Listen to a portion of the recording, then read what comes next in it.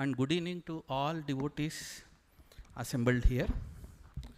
Let's start today's spiritual journey with lighting of lamp and Vedic chanting by Gautam and Party.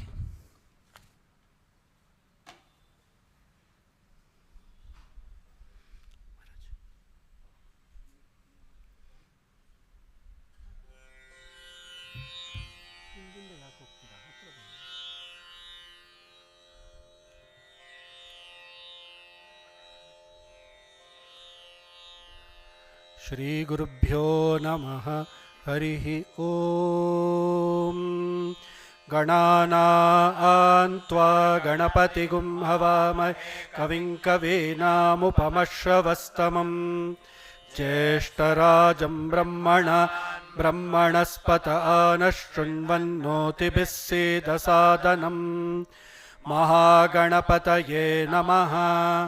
प्रणो देवी सरस्वती वाजेभिर्वाजिनीवती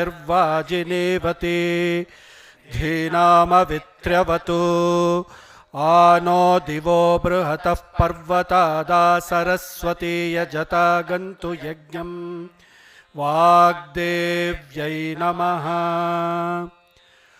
ॐ तच्छय्योरावृणीमहे गातु यज्ञाय गातु यज्ञपतये दैवे स्वस्तिरस्तु नः स्वस्तिर्मानुषेभ्यः ऊर्ध्वं जिगातु भेषजं शन्नो अस्तु द्विपदे शञ्चतुष्पदे ॐ शान्तिः शान्तिः। ॐ सहस्रशीर्षा पुरुषः सहस्राक्षः सहस्रपात् स भूमिं विश्वतो वृत्वा अत्यतिष्ठद्दशाङ्गुलं पुरुष ये वेदगुं सर्वं यद्भूतं यच्च भव्यम् उतामृतत्वस्येषानः यदन्नेनातिरोहति एतावानस्य महिमा अतोऽज्यायागश्च पूरुषः पादोऽस्य विश्वाभूतानि त्रिपादस्यामृतं दिवि त्रिपादोर्ध्व उदयित्पुरुषः पादोऽस्येह भवात् पुनः ततो विश्वं व्यक्रामत शासनानशने अभि तस्माद्विराडजायत विराजो अधिपूरुषः स जातो अत्यरिच्यत पश्चाद्भूमिमथो पुरः यत्पुरुषेण हविषा देवा यज्ञमतन्वत वसन्तो अस्यासीदाज्यं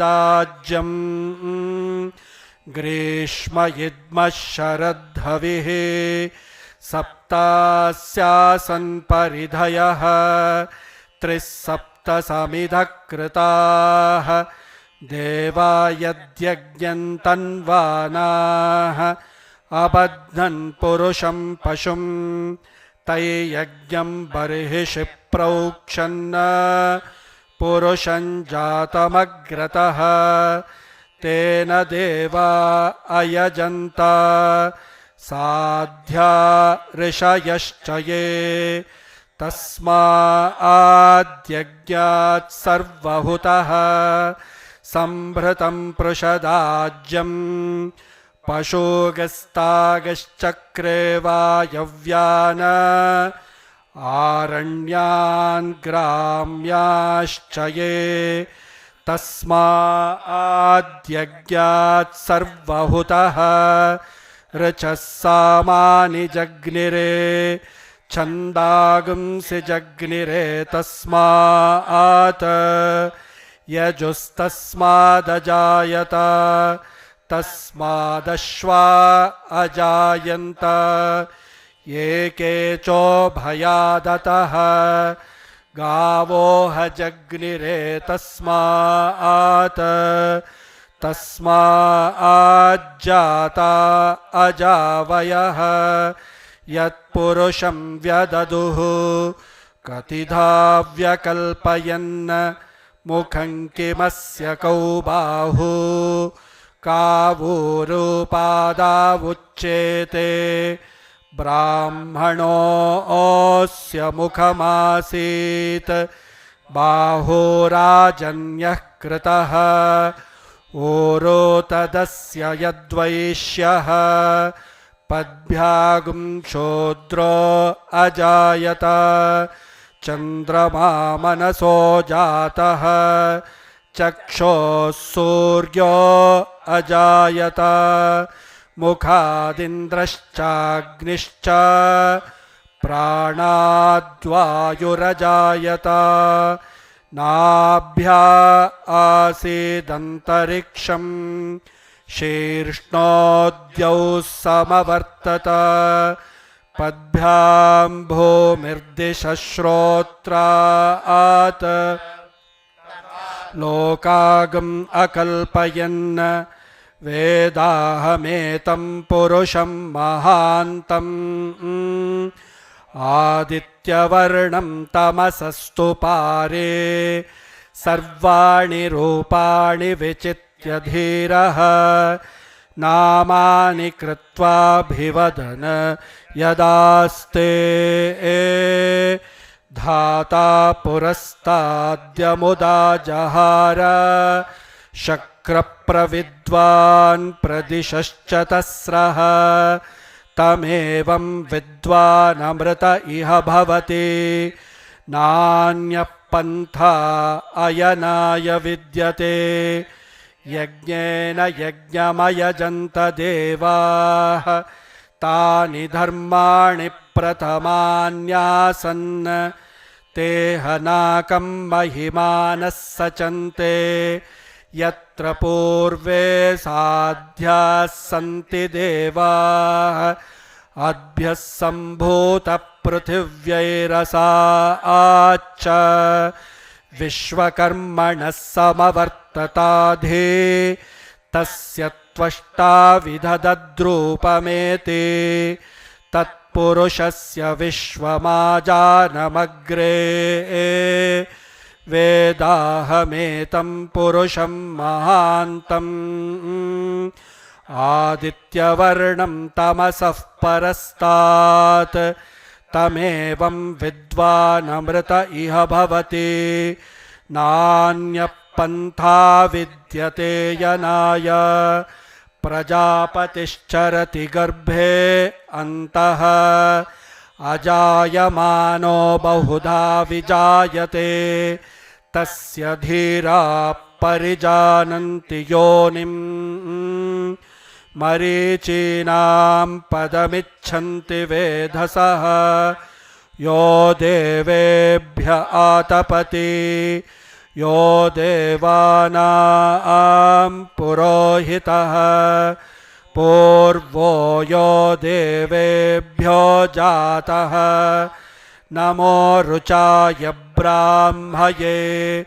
रुचं ब्राह्मं जनयन्तः देवा अग्रे तदब्रुवन् यस्त्वैवं ब्राह्मणो विद्यात् तस्य देवा असन्वशे ह्रीश्च ते लक्ष्मीश्च पत्न्यौ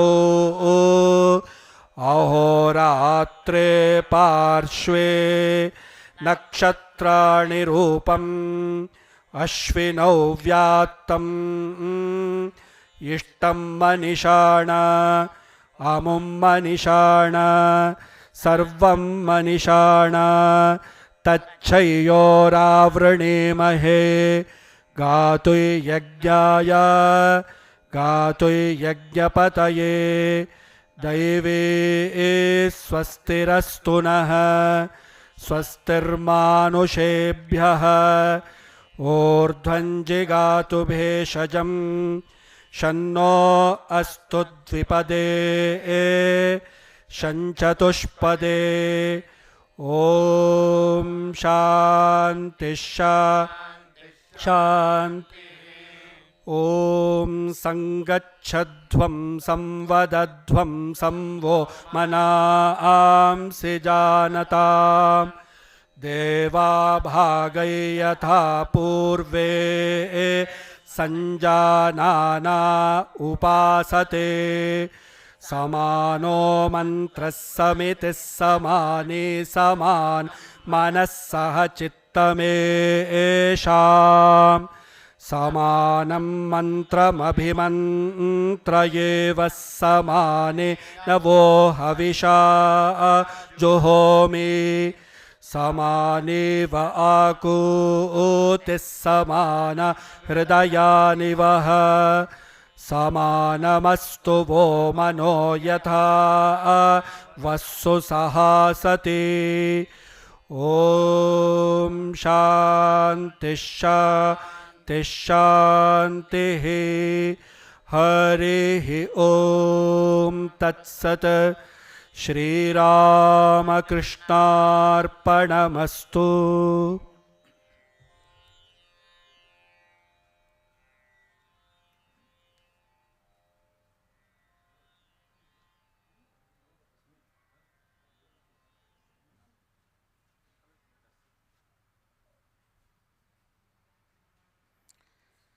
Thank you, Gautam and group, for creating a holy ambience.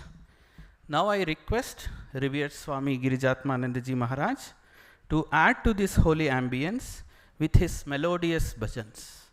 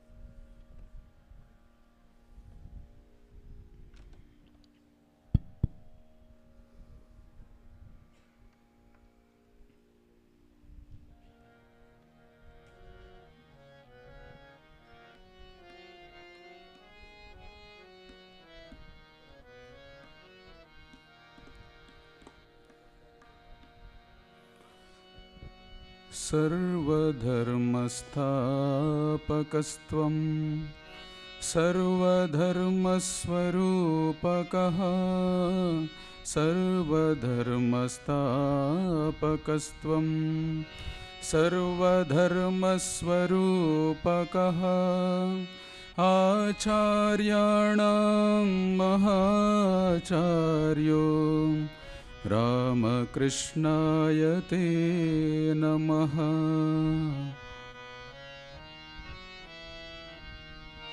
यथाग्निर्दाहिका शक्ति रामकृष्णे स्थिता हि या यथाग्निर्दाहिका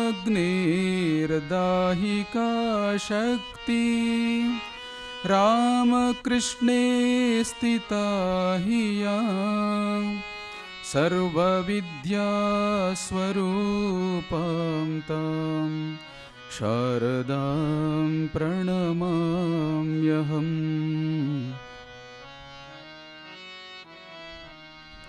परतत्त्वे सदा लीनो रामकृष्णसमाज्ञया परतत्त्वे सदा लीनो रामकृष्णसमाज्ञया यो धर्मस्थापनरतो वीरेशं तं नमाम्यहम्।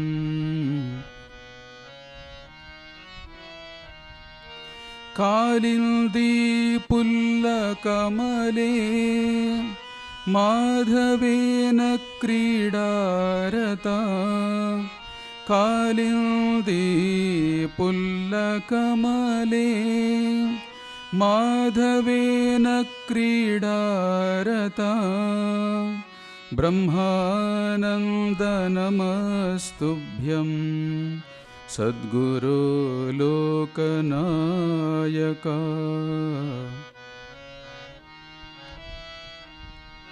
योगानन्दः प्रेमानन्दश्चान्ये वये च पार्षदाः योगानन्दः प्रेमानन्दश्चान्ये वये च पार्षदाः रामकृष्णगतः प्राणाः रामकृष्णगतः प्राणाः सर्वान्तान् प्रणमाम्यहम् सर्वान्तान् प्रणमाम्यहम् सर्वान्तान् प्रणमाम्यहम्।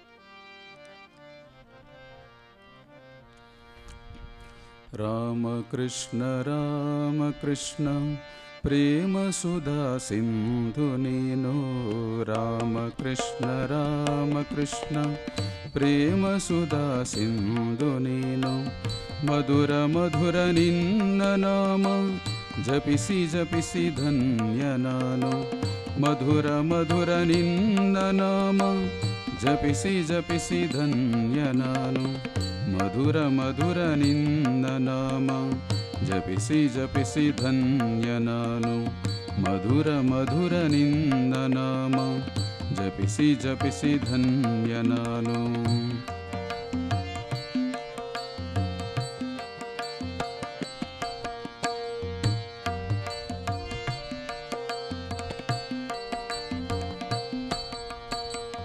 ಮಾತೆ ಶಾರದಾಂಬೆ ನಿನ್ನ ವಕ್ಷಸ್ಥಲದಿ ನೆಲಸಿಹಳಯ್ಯ ಮಾತೆ ಶಾರದಾಂಬೆ ನಿನ್ನ ವಕ್ಷಸ್ಥಲದಿ ನೆಲಸಿಹಳಯ್ಯ ಶ್ರೀ ವಿವೇಕ ಶಿರಾಕಾಲ ನಿನ್ನ ಭವ್ಯ ಬಾಹುಗಳಯ್ಯ ಮಾತೆ ಶಾರದಾಂಬೆ ನಿನ್ನ ವಕ್ಷಸ್ಥಲದಿ ನೆಲಸಿಹಳಯ್ಯ ಶ್ರೀ ವಿವೇಕ ಶಿರಾಕಾಲ ನಿನ್ನ ಭವ್ಯ ಬಾಹುಗಳಯ್ಯ ಶ್ರೀ ವಿವೇಕ ಶಿರಾಕಾಲ ನಿನ್ನ ಭವ್ಯ ಬಾಹುಗಳಯ್ಯ ಶ್ರೀ ವಿವೇಕ ಶಿರಾಕಾಲ ನಿನ್ನ ಭವ್ಯ ಬಾಹುಗಳಯ್ಯ।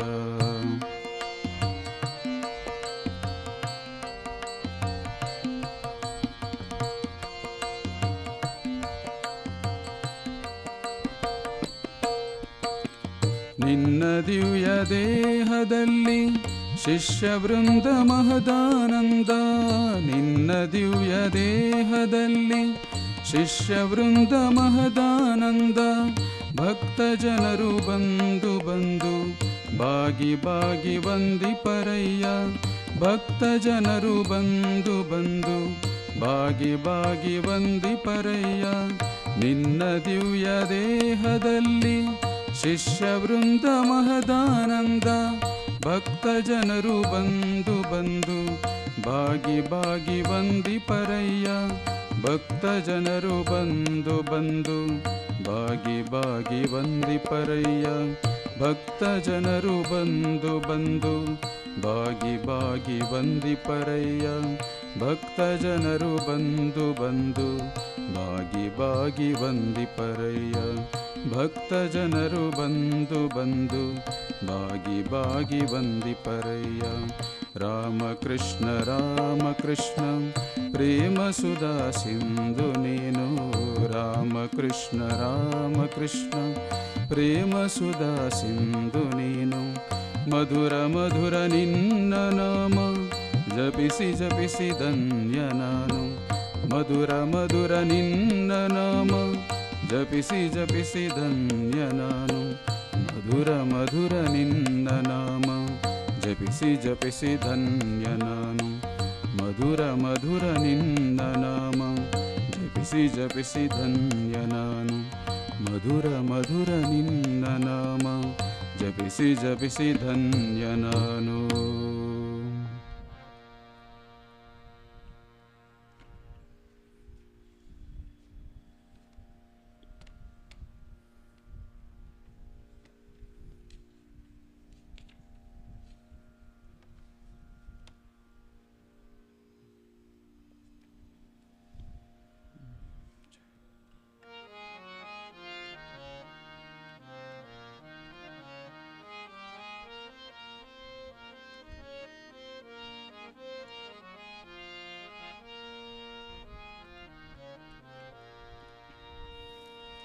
ಜಯ ವಿವೇಕಾನಂದ ಗುರುವರ ಭುವನ ಮಂಗಲಕಾರಿ.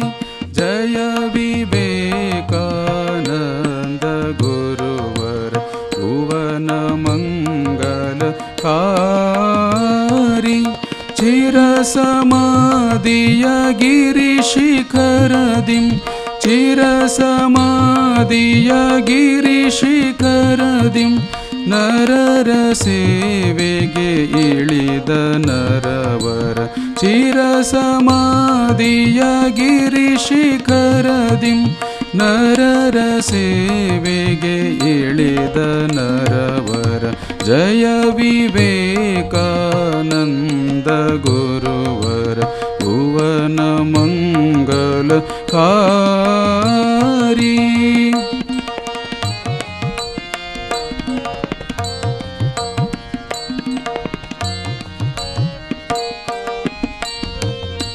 ಸುಪ್ತ ದೈವರೇ ಏಳಿರೇಳಿ. ಸುಪ್ತ ದೈವರೇ ಏಳಿರೇಳಿ. ಲುಪ್ತ ಪದವಿಯ ಮರಳಿ ತಾಳಿ. ಸುಪ್ತ ದೈವರೇ ಏಳಿರೇಳಿ. ಲುಪ್ತ ಪದವಿಯ ಮರಳಿ ತಾಳಿ.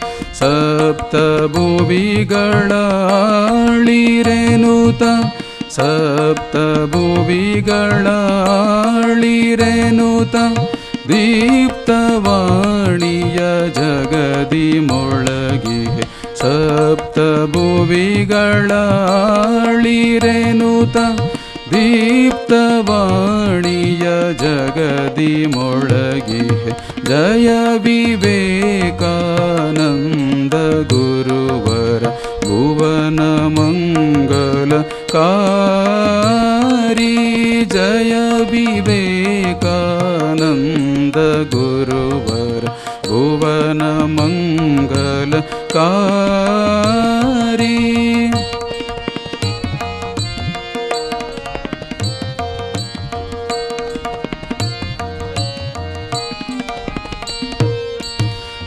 ವಿಶ್ವವ್ಯಾಪಕ ಪ್ರೇಮ ಮೂರ್ತಿಯೇ. ವಿಶ್ವವ್ಯಾಪಕ ಪ್ರೇಮ ಮೂರ್ತಿಯೇ. ವಿಶ್ವದ್ಯೋತಕ ಪರಮ ಜ್ಞಾನಿಯೇ.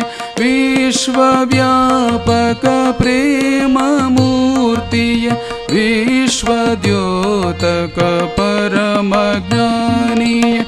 ವಿಶ್ವಮುಕ್ತಿ ಸಮರ್ಪಿತಾತ್ಮನಿ. ವಿಶ್ವಮುಕ್ತಿ ಸಮರ್ಪಿತಾತ್ಮನಿ. ವಿಶ್ವ विश्ववन्द्यने जयतु जयतु विश्वमुक्तिसमर्पितात्मने विश्ववन्द्यने जयतु जयतु जय विवेकानन्द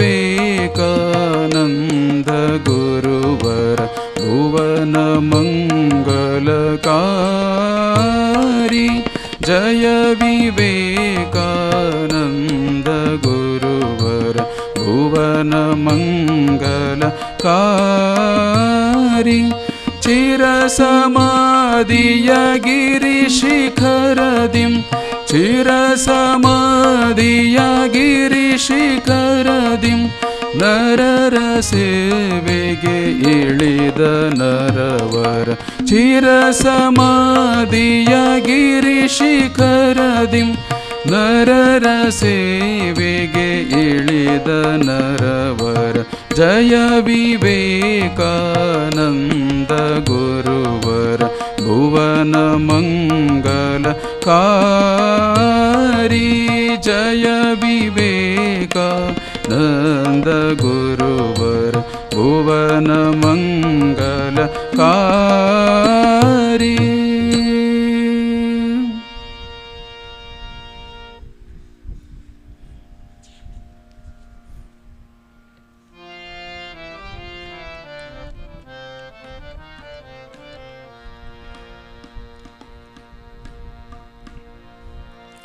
ತವ ಕೃಪೆ ಬೆಳಗಲಿ ಭವಭ್ರಮೆ ಕಳೆಯಲಿ ತವ ಕೃಪೆ ಬೆಳಗಲಿ ಭವಭ್ರಮೆ ಕಳೆಯಲಿ ಶಿವೆ ಶ್ರೀ ಶಾರದೆ ತವ ಕದಿ ಮೊರೆಯುವೆ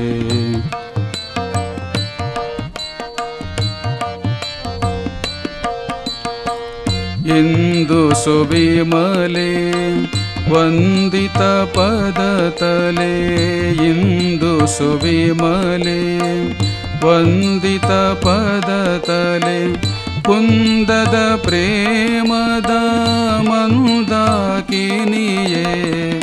ಇಂದು ಸುವಿಮಲೆ ವಂದಿತ ಪದತಲೆ ಕುಂದದ ಪ್ರೇಮದ ಮಂದಾಕಿನಿಯೇ ತವ ಕೃಪೆ ಬೆಳಗಲಿ ಭವಭ್ರಮೆ ಕಳೆಯಲಿ ತವ ಕೃಪೆ ಬೆಳಗಲಿ ಭವಭ್ರಮೆ ಕಳೆಯಲಿ ಶಿವೆ ಶ್ರೀ ಶಾರದೆ ತವ ಕದಿ ಮೊರೆಯುವೆ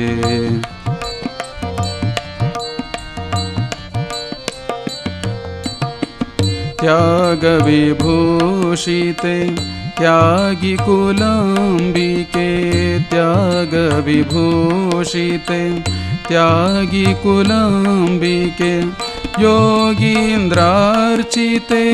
योग प्रदाते त्याग विभूषिते त्यागी कुलांबिके योगींद्रार्चिते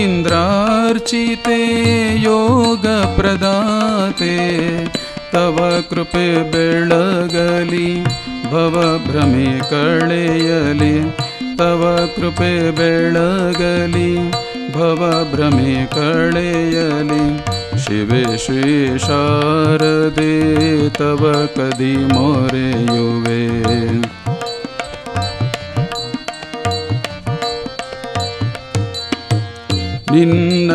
ನಿನ್ನಡಿದಾವರೆ ಎನ್ನಯಾಸರೆ ನಿನ್ನಡಿದಾವರೆ ಎನ್ನಯಾಸರೆ ಮನ್ನಿಸುದಾಸನ ಭಿನ್ನಹ ಮಾತೆ ನಿನ್ನಡಿದಾವರೆ ಎನ್ನಯಾಸರೆ ಮನ್ನಿಸುದಾಸನ ಭಿನ್ನಹ ಮಾತೆ ತವ ಕೃಪೆ ಬೆಳಗಲಿ ಭವಭ್ರಮೆ ಕಳೆಯಲಿ ತವ ಕೃಪೆ ಬೆಳಗಲಿ ಭವಭ್ರಮೆ ಕಳೆಯಲಿ ಶಿವೆ ಶ್ರೀ ಶಾರದೆ ತವ ಕದಿ ಮೊರೆಯುವೆ ಶಿವೆ ಶ್ರೀ ಶಾರದೆ ತವ ಕದಿ ಮೊರೆಯುವೆ ಶಿವೆ ಶ್ರೀ ಶಾರದೆ ತವ ಕದಿ ಮೊರೆಯುವೆ.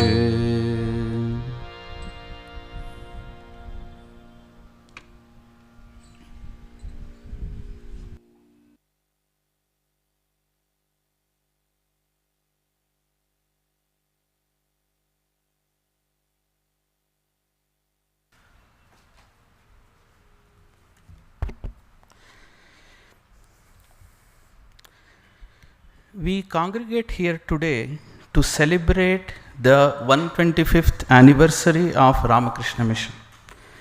The branches of Ramakrishna Mission across the world are celebrating this auspicious event by arranging various activities. Ramakrishna Mat Basavanagudi is organizing a 3-day seminar to commemorate this blessed and auspicious occasion. To start the proceedings, I request Revered Swami Nityasthanandaji Maharaj, President of Ramakrishna Mat Basavanagudi, to deliver the welcome address.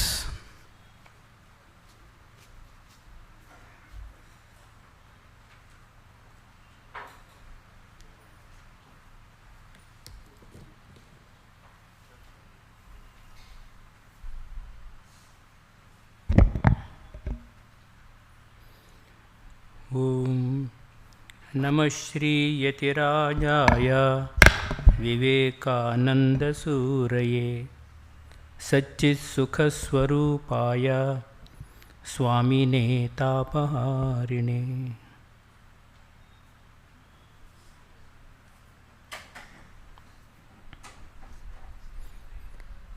ಪರಮಪೂಜ್ಯ ಸ್ವಾಮಿ ಆತ್ಮವಿಧಾನಂದಜಿ ಮಹಾರಾಜರವರೇ,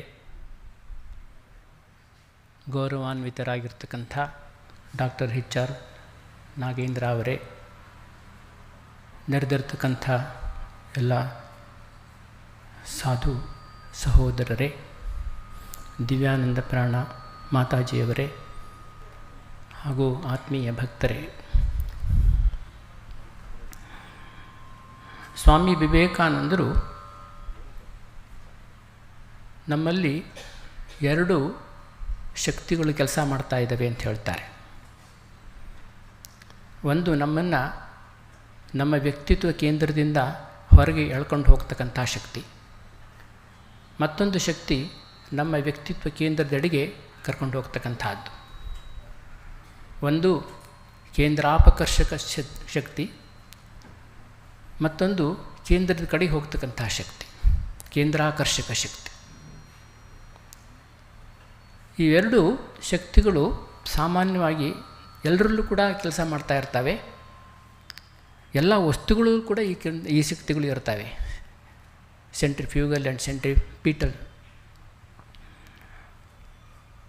ಸಾಮಾನ್ಯವಾಗಿ ಏನಾಗುತ್ತೆ ಅಂತಂದ್ಬಿಟ್ರೆ, ಈ ಹೊರಮುಖ ಹೋಗ್ತಕ್ಕಂಥ ಶಕ್ತಿ ಇದೆಯಲ್ಲ, ಅದು ಅನೇಕ ರೀತಿಯ ಚಟುವಟಿಕೆಗಳು, ಸಾಮಾಜಿಕ ಚಟುವಟಿಕೆಗಳಲ್ಲಿ, ಸಂಘ ಸಂಸ್ಥೆಗಳಲ್ಲಿ ಸೇರಿಕೊಳ್ತಕ್ಕಂಥದ್ದು, ಮತ್ತು ಅನೇಕ ರೀತಿಯ ಚಟುವಟಿಕೆಗಳಲ್ಲಿ ಭಾಗವಹಿಸ್ತಕ್ಕಂಥದ್ದು, ಸಂಘ ಸಂಸ್ಥೆಗಳಲ್ಲಿ ಸೇರಿಕೊಳ್ತಕ್ಕಂಥದ್ದು, ಆಮೇಲೆ ವಿಷಯ ವಸ್ತುಗಳ ಕಡೆಗೆ ಹೋಗ್ತಕ್ಕಂಥದ್ದು, ಹೀಗೆ ಅನೇಕ ರೀತಿಯಲ್ಲಿ ಅದು ಆ ಶಕ್ತಿ ಕೆಲಸ ಮಾಡ್ತಾ ಇರುತ್ತೆ ಸಾಮಾನ್ಯವಾಗಿ ಎಲ್ಲರಲ್ಲೂ ಕೂಡ. ಹೆಚ್ಚಾಗಿ ಜನರು ಹೊರಮುಖ ಪ್ರವೃತ್ತಿಯವರೇ. ಮತ್ತು ಇನ್ನೊಂದು ಶಕ್ತಿ ಏನಾಗುತ್ತೆ ಅಂತಂದ್ಬಿಟ್ರೆ, ಅದು ಒಳಮುಖ ಹೋಗ್ತಕ್ಕಂಥ ನಾನು ಅಂತಕ್ಕಂಥದ್ದು, ನನ್ನ ಕಡೆಗೆ ಹೋಗ್ತಕ್ಕಂಥದ್ದು, ಎಲ್ಲ ಗಮನ ನನ್ನ ಕಡೆಗೆ, ಆ ರೀತಿ ಹೋಗ್ತಕ್ಕಂಥ ಶಕ್ತಿ. ಅವಾಗೇನಾಗುತ್ತೆ ಅಂತಂದ್ಬಿಟ್ರೆ, ಸಾಮಾನ್ಯವಾಗಿ ಏನಾಗುತ್ತೆ ಅಂತಂದ್ಬಿಟ್ರೆ, ನಾವು ಅವಾಗ ಸ್ವಕೇಂದ್ರಿತರಾಗಿ ಬಿಡ್ತೀವಿ. ನಾನಾಯಿತು, ನನ್ನ ಸುಖ ಆಯಿತು, ನನ್ನ ಅಸ್ತಿತ್ವ ಆಯಿತು, ನನ್ನದೇ ಆಗಿರ್ತಕ್ಕಂಥ ಈಗೋ ಬೌಂಡ್ ಎಕ್ಸಿಸ್ಟೆನ್ಸ್ ಇದೆಯಲ್ಲ, ಅದರೊಳಗೇ ಸೀಮಿತನಾಗಿಬಿಡ್ತೀನಿ. ಆ ರೀತಿ ಒಳಗಡೆ ಹೋಗ್ತಕ್ಕಂಥ ಶಕ್ತಿ ಇರುತ್ತೆ. ಎಲ್ಲೋದು ಕೂಡ ನನಗೆ ಬೇಕು ಅಂತಕ್ಕಂಥದ್ದು, ಎಲ್ಲೋದು ಕೂಡ ನನ್ನ ಕಡೆ ಬರಬೇಕು ಅಂತಕ್ಕಂಥ, ಎಲ್ಲರ ಗಮನ ನನ್ನ ಕಡೆಗೆ ಇರಬೇಕು, ಎಲ್ಲ ವಸ್ತುಗಳು ನನಗೆ ಬೇಕು, ಎಲ್ಲರೂ ನನಗೆ ಬೇಕು, ಆ ಥರ ಎಲ್ಲ ಸ್ವಕೇಂದ್ರಿತರಾಗ್ತಕ್ಕಂಥದ್ದು, ಕೇಂದ್ರದ ಕಡೆ ಹೋಗ್ತಕ್ಕಂಥದ್ದು, ವ್ಯಕ್ತಿತ್ವ ಕೇಂದ್ರದ ಕಡೆ. ಈಗ ಸ್ವಾಮಿ ವಿವೇಕಾನಂದರ ಆದರ್ಶ ಏನು ಅಂತಂದುಬಿಟ್ರೆ, ಈ ಹೊರಮುಖ ಹೋಗ್ತಕ್ಕಂಥ ಇದೆಯಲ್ಲ, ಒಳಮುಖ ಹೋಗ್ತಕ್ಕಂಥ ಶಕ್ತಿ ಇದೆಯಲ್ಲ, ಅವೆಲ್ಲವೂ ಕೂಡ ನಾವು ಸರಿಯಾದ ರೀತಿಯಲ್ಲಿ ಪಾಸಿಟಿವ್ ಆಗಿ ಅದನ್ನು ಬೆಳೆಸ್ಕೊಬೇಕು ಅಂತಕ್ಕಂಥದ್ದು. ನಮಗೂ ಉಪಯುಕ್ತವಾಗಬೇಕು, ವ್ಯಕ್ತಿಗೂ ಅದು ಉನ್ನತಿಯನ್ನು ತರಬೇಕು, ಹಾಗೂ ಸಮಾಜಕ್ಕೂ ಕೂಡ ಅದರಿಂದ ಪ್ರಯೋಜನ ಆಗಬೇಕು ಅಂತಕ್ಕಂಥದ್ದು.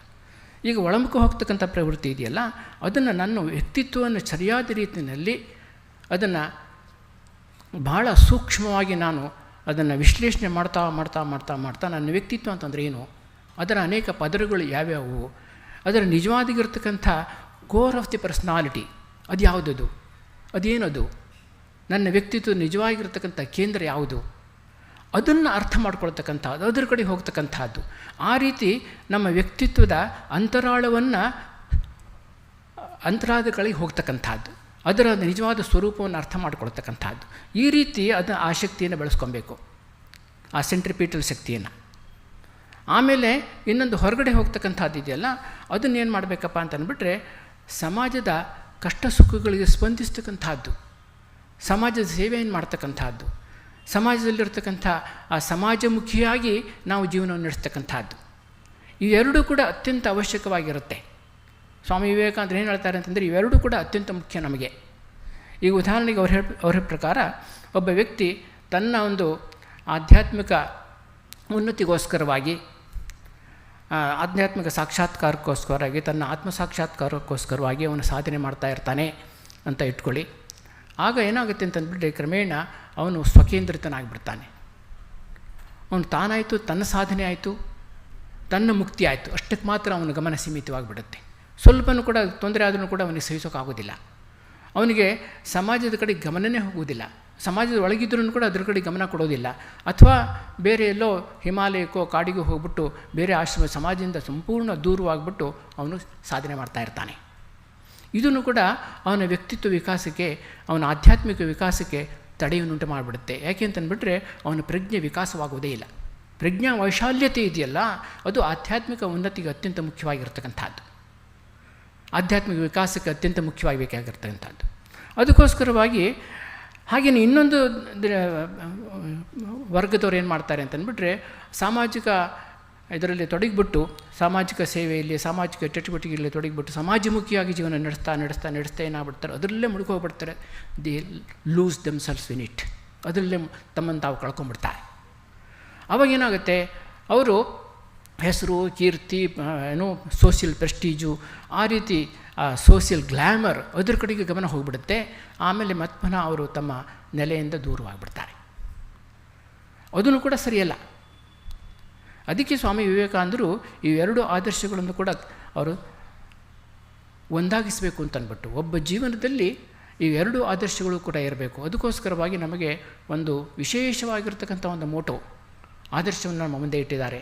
ಅದೇ ಆತ್ಮನೋ ಮೋಕ್ಷಾರ್ಥಂ ಜಗದ್ಧಿತಾಯ ಚ ಅಂತಂದ್ಬಿಟ್ಟು, ನಮ್ಮ ಆತ್ಮ ಉನ್ನತಿಗೋಸ್ಕರವಾಗಿ, ನಮ್ಮ ಆತ್ಮಮುಕ್ತಿಗೋಸ್ಕರವಾಗಿ ನಾವು ಸಾಧನೆ ಮಾಡೋದ್ರ ಜೊತೆಗೇ ನಾವು ಸಮಾಜಮುಖಿಯಾಗೂ ಕೂಡ ನಾವು ಜೀವನ ನಡೆಸಬೇಕು ಅಂತಂದ್ಬಿಟ್ಟು, ಸಮಾಜದ ಕಡೆಗೂ ಗಮನ ಕೊಡಬೇಕು, ಸಮಾಜದ ಕಳಕಳಿ ಕಡೆಗೆ ಗಮನ ಕೊಡಬೇಕು, ಸಮಾಜದ ಕಷ್ಟ ಸುಖಗಳ ಕಡೆಗೆ, ಜನರ ಕಷ್ಟ ಸುಖಗಳ ಕಡೆ ಸ್ಪಂದಿಸ್ತಕ್ಕಂಥ ಒಂದು ಮನೋಭಾವನ ಕೂಡ ನಾವು ಬೆಳೆಸ್ಕೊಬೇಕು.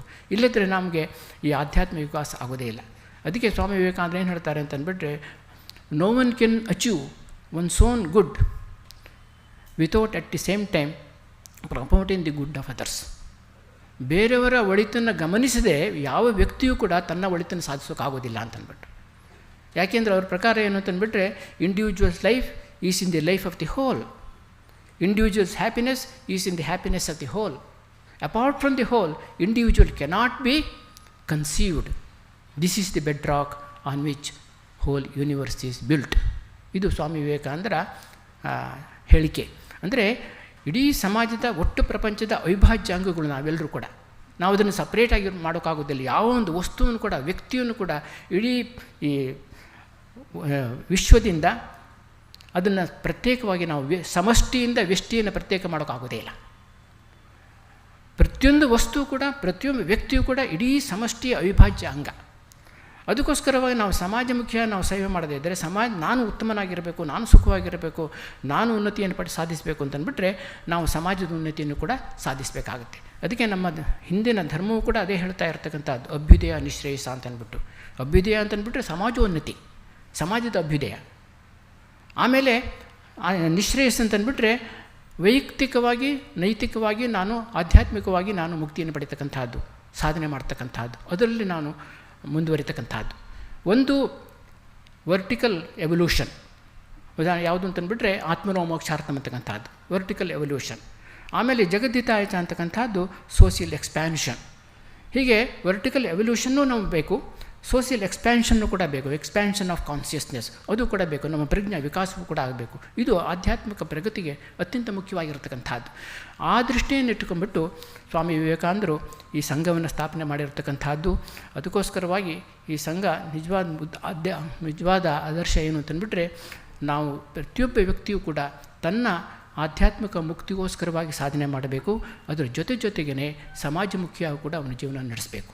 ಇದು ಸ್ವಾಮಿ ವಿವೇಕಾನಂದರ ಆದರ್ಶ. ಆ ಒಂದು ಆದರ್ಶವನ್ನು ಹಿನ್ನೆಲೆಯಾಗಿ ಇಟ್ಕೊಂಡ್ಬಿಟ್ಟು ಸ್ವಾಮಿ ವಿವೇಕಾನಂದರು ಈ ಒಂದು ಮಹಾಸಂಘವನ್ನು ಸ್ಥಾಪನೆ ಮಾಡಿರ್ತಕ್ಕಂಥದ್ದು. ಇದರ 125ನೇ ವರ್ಷ ಅಂತಂದ್ಬಿಟ್ರೆ ಅದು ಸಾಮಾನ್ಯವಾಗಿರ್ತಕ್ಕಂಥದ್ದಲ್ಲ. ಒಂದು ಸಂಘ 125 ವರ್ಷ ಯಾವುದೇ ರೀತಿಯ ತೊಂದರೆ ತಾಪತ್ರಯಗಳಿದೆ, ಯಾವುದೇ ಒಂದು ರೀತಿಯ ಕಾಂಟ್ರವರ್ಸಿಗೂ ಇನ್ವಾಲ್ವ್ ಆಗದೇ ಆ ರೀತಿ 125 ವರ್ಷ ಅದು ಸಾಧನೆ ಮಾಡ್ಕೊಂಬಂದಿದೆ ಅಂತಂದರೆ ಅದೊಂದು ನಿಜವಾಗಿರ್ತಕ್ಕಂಥ ಗ್ರೇಟ್ ಸಾಧನೆಯೇ ಕೂಡ. ಅದರಿಂದ ಇದನ್ನು ನಾವು ಎಲ್ಲ ಕಡೆಯಲ್ಲೂ ಕೂಡ ನಾವು ಇದನ್ನು ಆಚರಿಸ್ತಾ ಇದ್ವಿ. ಇವತ್ತಿನ ದಿವಸ ಇಲ್ಲಿ ನಾವು ಒಂದು ರಾಷ್ಟ್ರೀಯ ವಿಚಾರ ಸಂಕಿರಣವನ್ನು ನಾವು ಆಯೋಜಿಸಿದ್ದೇವೆ. ನಮ್ಮ ಹಿರಿಯ ಸ್ವಾಮಿಗಳಾಗಿರ್ತಕ್ಕಂಥ ಪೂಜ್ಯ ಆತ್ಮವಿಧಾನಂಜಿಯವರು ಈ ಸಭೆಯನ್ನು ಉದ್ಘಾಟಿಸಿ ಅವರು ನಮ್ಮೊಂದಿಗೆ ಇದ್ದಾರೆ. ಅವರಿಗೆ ನಾನು ಗೌರವಪೂರ್ವಕವಾಗಿ ಭಕ್ತಿಪೂರ್ವಕವಾಗಿ ನಾನು ಪ್ರಣಾಮಗಳೊಂದಿಗೆ ನಾನು ಅವರಿಗೆ ಸ್ವಾಗತವನ್ನು ಬಯಸ್ತೀನಿ.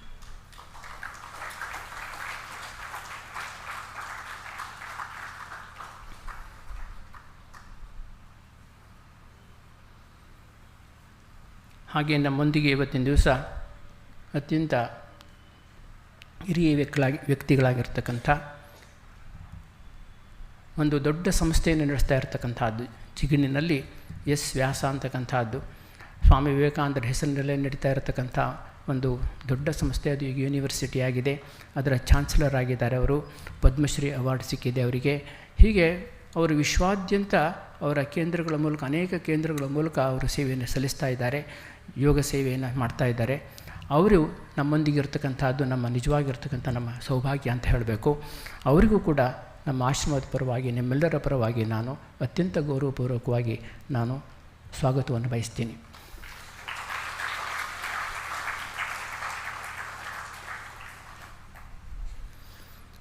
ಹಾಗೆ ಇಲ್ಲಿ ನೆರೆದಿರ್ತಕ್ಕಂಥ ಎಲ್ಲ ಸಾಧುವರೇಣ್ಯರಿಗೂ ಕೂಡ ನಾನು ಸ್ವಾಗತವನ್ನು ಬಯಸ್ತೀನಿ.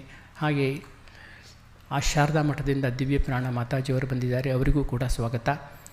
ಮತ್ತು ನಿಮ್ಮೆಲ್ಲರಿಗೂ ಕೂಡ ಭಕ್ತರೆಲ್ಲರಿಗೂ ಕೂಡ ಈ ಒಂದು ಕಾರ್ಯಕ್ರಮಕ್ಕೆ ಹೃತ್ಪೂರ್ವಕವಾಗಿರತಕ್ಕಂಥ ಸ್ವಾಗತ.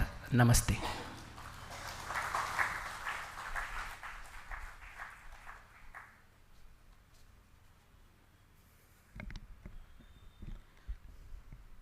Now, I request Revered Swami Anilayanandaji Maharaj to introduce the revered dignitaries who have graced us with their presence today.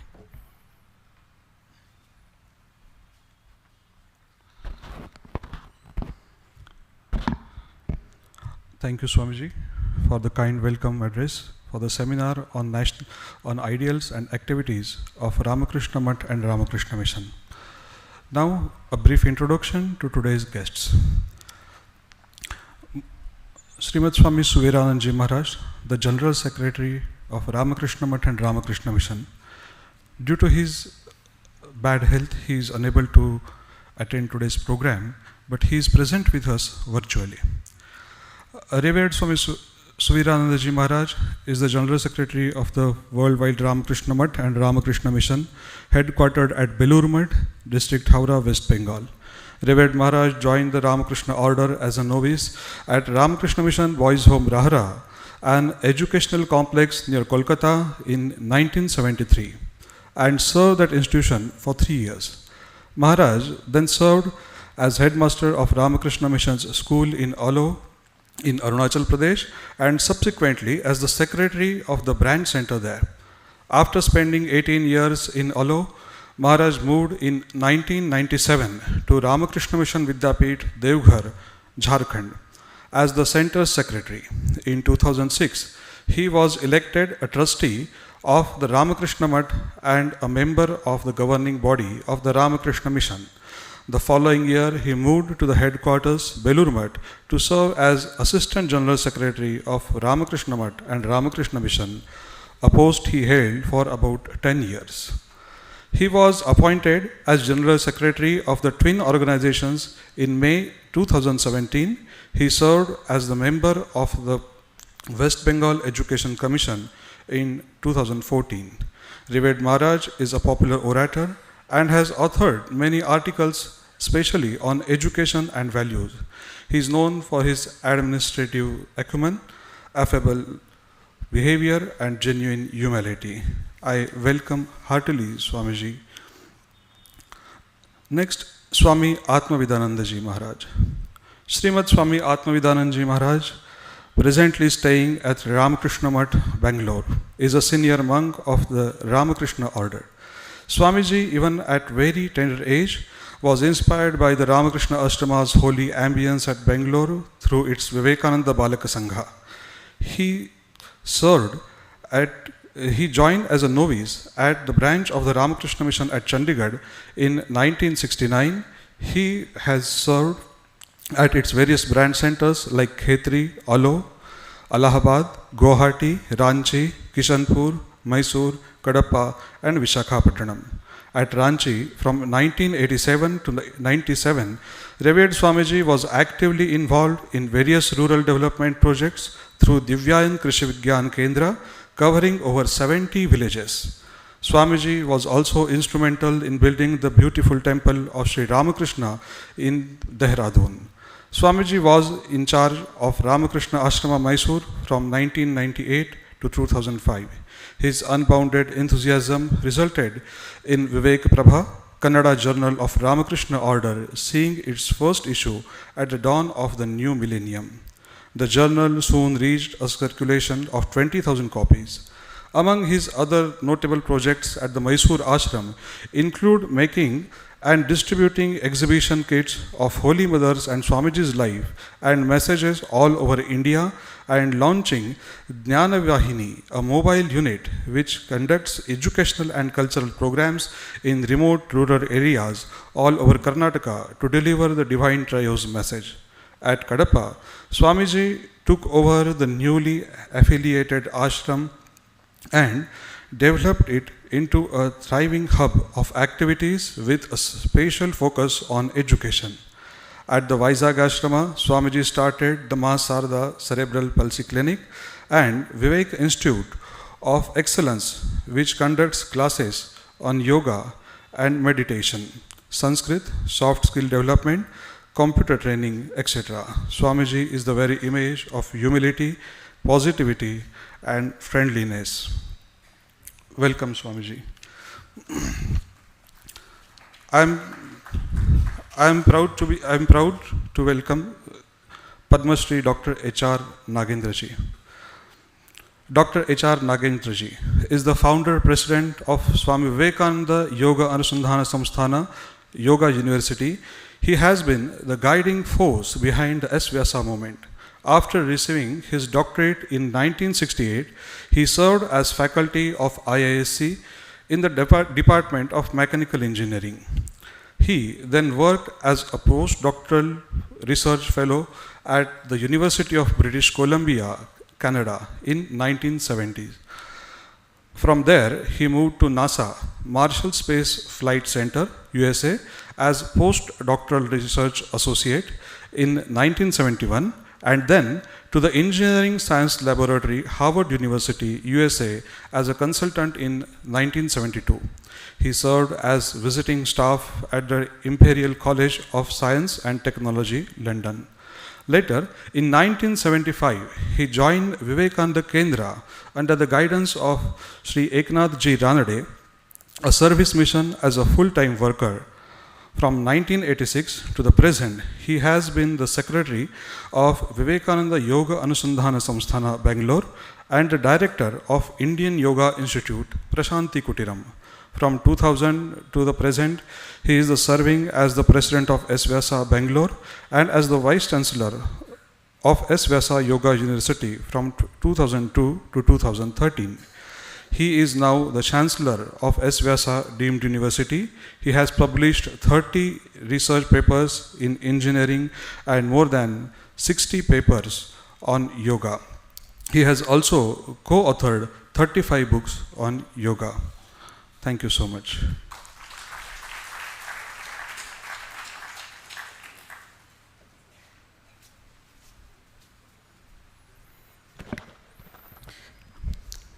Continuing further, I request Revered Swami Suviranandaji Maharaj, General Secretary of Ramakrishna Mission, Belur Math, who is present with us virtually to deliver the inaugural talk and bless us all.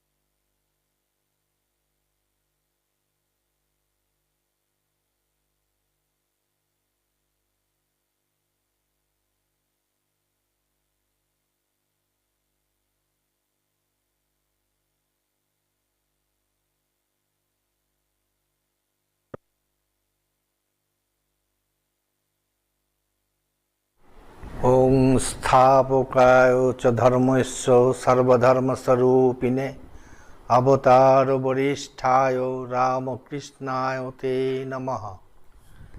I offer my salutations at the holy feet of Bhagavan Sri Ramakrishna, Holy Mother Sri Sharda Devi and Swami Vivekananda. My pranams to revered Swami Nityasthanandaji Maharaj, Adhyaksha of Ramakrishna Math, Bengaluru. Hearty namaskar to Padma Shri Dr. Nagendra HR, President and Chancellor, SVYASA,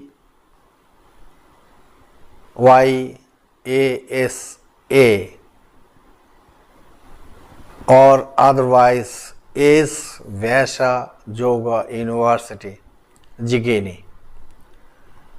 Best wishes to Brother Monk, beloved Brahmacharyans, distinguished guests, admirers, devotees present here today on this excellent occasion. On behalf of the Ramakrishna Mission, I extend a cordial welcome to all of you who have assembled here today on this auspicious function. I call this occasion auspicious because for today's world, more so for India, the Ramakrishna Mission is a historic necessity and a divine complicity. 125 years of the Ramakrishna Mission is a milestone in the history of modern India. Together with it, we are celebrating the momentous occasion for the Ramakrishna Math also, which is a twin organization of Ramakrishna Mission and also an integral part of it. I am thankful to Swami Nityasthananda ji for having invited me to Bangalore to participate in the program in commemoration of the significant landmark. But unfortunately, personally, I couldn't make it to Bangalore, and hence this online deliberation. When we want to translate our vision into a mission, we have to go through three phases. Number one phase is conceptualization. Second phase is realization.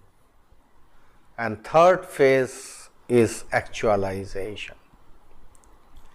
When you speak of conceptualization, let us turn towards our idol, Swami Vivekananda. Narendranath used to come to Dakshineshwar very often. It was on a day in 1884 that a few disciples were sitting on the floor, and Sri Ramakrishna, as usual, was sitting on his cot, and somebody was explaining the basic tenets of Vaishnava culture. Amongst others, one of the tenets of Vaishnava religion is compassion to the jivas, compassion towards living creatures. Well, when this was mentioned in a voice heavy with divine compassion, Sri Ramakrishna said, "Who are you to show compassion to fellow living beings? You yourself are so insignificant in this huge creation of God, and you think you are fit enough to show compassion. No, not compassion, but say service. Serve the human beings, serve the living beings as you serve the divine. Shiva Gyane Jiva Seva. Say Seva, say Puja." A new vista has opened. A new light has flashed before Narendranath. The famous playwright of Diden Bengal, Girish Chandra Ghosh, the future Swami Saradananda, Diden Sharat, and prospective Vivekananda, then Narendranath, came out of the master's room. Narendranath told Sri Girish Chandra Ghosh in his usual style, "GC, today a new vista has opened up before me. I have got a new light, which hitherto before I didn't. If God gives me the opportunity, I shall preach it unto the mankind throughout the entire world." That's how Narendranath, the future Vivekananda, exclaimed on that day. And then what do you find?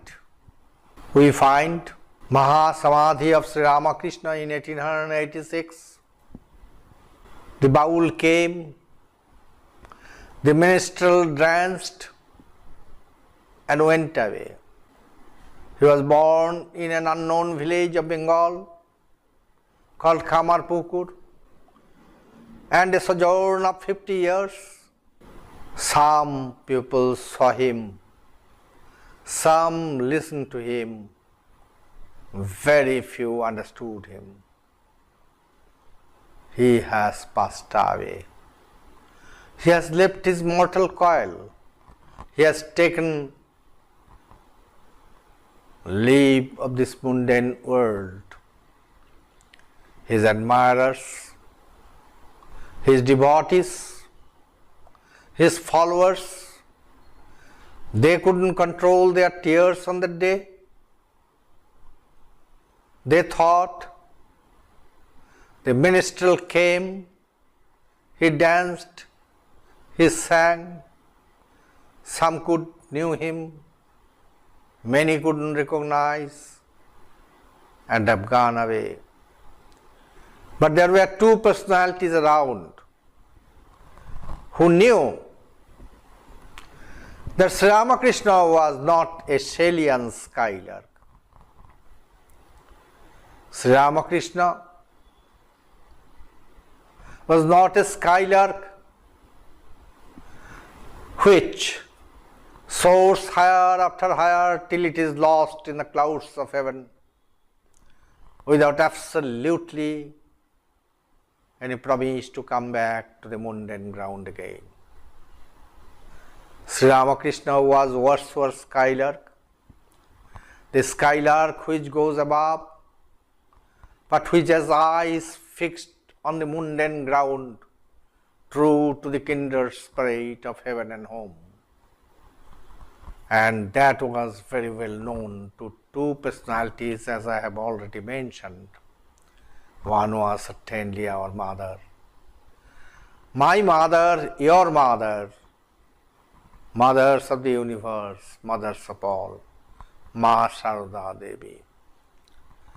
And another was certainly then Narendranath, later on Vivekananda.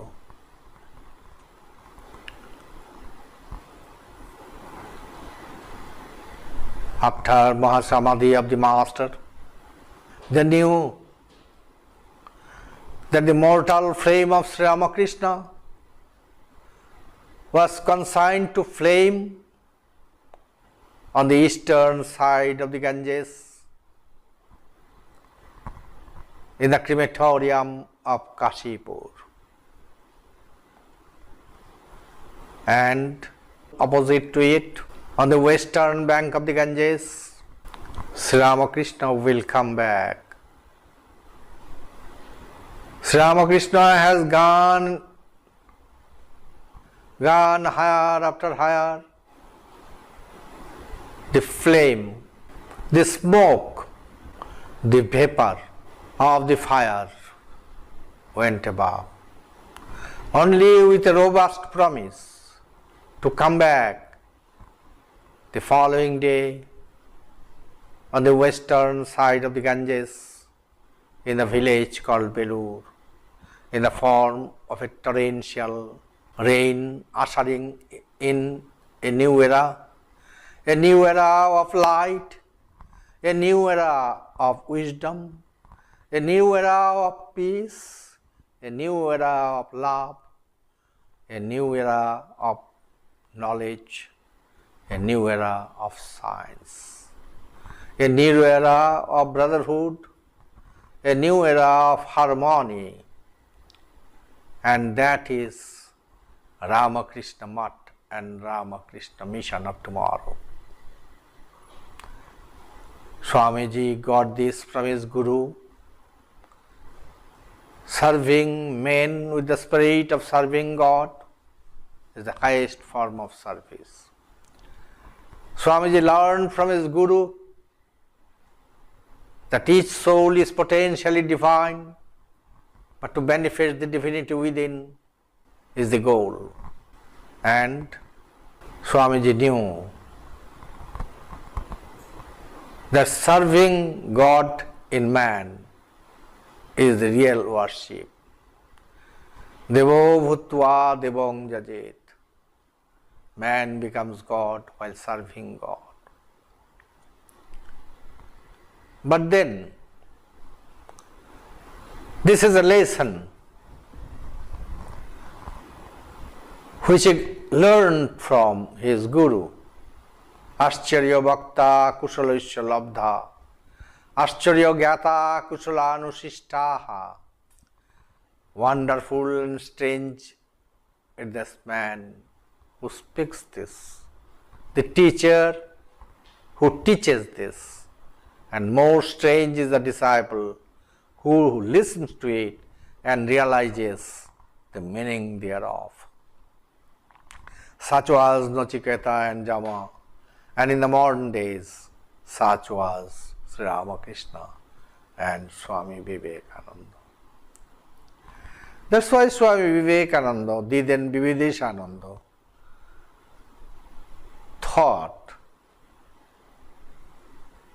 that through penance, he must be able to see the truth, realize the truth taught by his master himself. One day, in course of sojourn throughout India, he arrived at a place called Kakri Ghat. Tired, fatigued, Swami Vivedeshananda, later on Swami Vivekananda, sat and entered into deep meditation, maturing into a deep ecstasy. After he came down to normal plane, he remarked a permanent and intricate problem of his life has been solved. He has realized this: whatever is there in microcosm is there in macrocosm. Whatever is there in macrocosm is there present in microcosm. God, divinity, the Supreme Being, the Brahman, the Atman exists in every soul. It is present in individual, it's present in community. Everywhere the Brahman pervades. Sarvang Khalvidang Brahma. Brahmavid Brahmaiva Bhavati Brahmavid Apnoti Param. So whatever you find in microcosm is an individual. You find in the community as well. Whatever you find in the community, you find the same entity in individual as well. That's why to serve the Supreme Brahman in an individual is as good as serving the Virat in the universe. And that's how we believe Narendranath, Swami Vivedeshananda, later on Swami Vivekananda, realized for himself the greatest truth of this universe. Greatest truth, he prayed best, who loveth best all creatures, both great and small. And that is where we find a means to implement Advaita Vedanta, the highest concept of Vedanta, to be implemented in day-to-day transactions in the society, in the family, everywhere in the universe. And this is called practical Vedanta. Now this leads us to the final phase of the vision getting translated into action or mission. And that's called actualization. The third phase is actualization. What do we find? We find Swami Vivedeshananda going around the country, trying to feel the pulse of the people, trying to have a glimpse of the condition of our people we are in.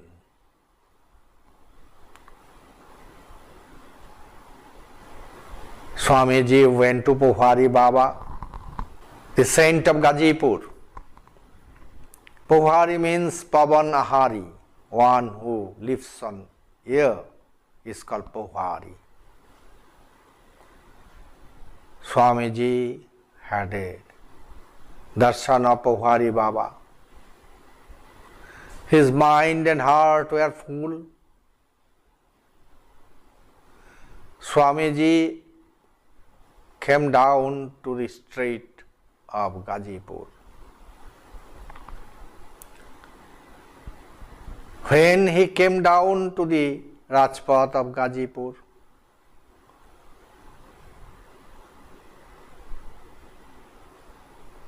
he went to many other places and his sojourn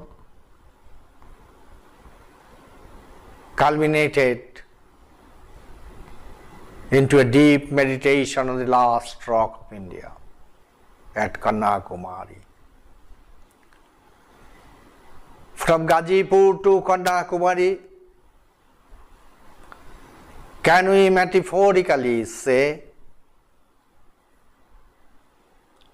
that Vividishananda saw one Pohari Baba in Gazipur? That Pohari Baba became Pohari, Pavanahari, out of a spiritual arch.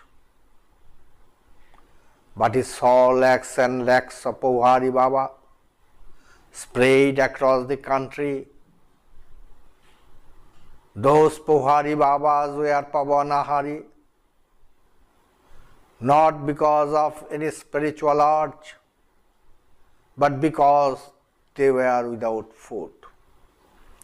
They were starving Lord. They were the vast Leviathan crying and sobbing for a morsel of food. They were hungry, millions.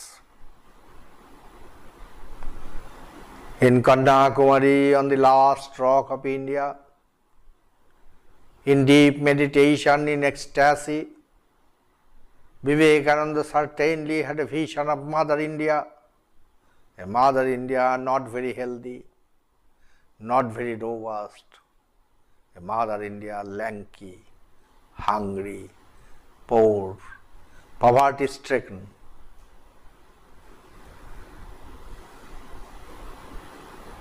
Vivekananda said, enough is enough. He said, throw the religious theories away. He said, throw the bells into the Ganges. I give you a new religion. I give you a new scripture. I give you a new man. That new man was undoubtedly none other than his Guru, Sri Ramakrishna Paramhansadev. New scripture is the practical Vedanta, Advaita Vedanta, which was poetic, which was lying in the forest, in the caves of the saints and sages, was snatched away by Vivekananda and scattered its truths all over the world. Distributed the nectar of Advaita Vedanta from door to door. And that is what we call applied Vedanta, the practical Vedanta, the scientific Vedanta, the Vedanta into practice. And a new religion is certainly that great worship of an individual, worship of the Vedanta, by you, by me, by our brothers, our sisters, our friends in the society. Which is why Vivekananda said, and certainly at the time Vibhidishananda, that I give you a new religion. He defined religion in a new way. He gave a new connotation to monasticism. He gave a new connotation to religion. He said, a religion which cannot give a piece of bread to a hungry man, a religion which cannot give medicine to a patient, a religion which cannot give light of education to ignorant, a religion which cannot wipe out the widow's tears, a religion which cannot stop the wails of the orphans is no religion. That is it.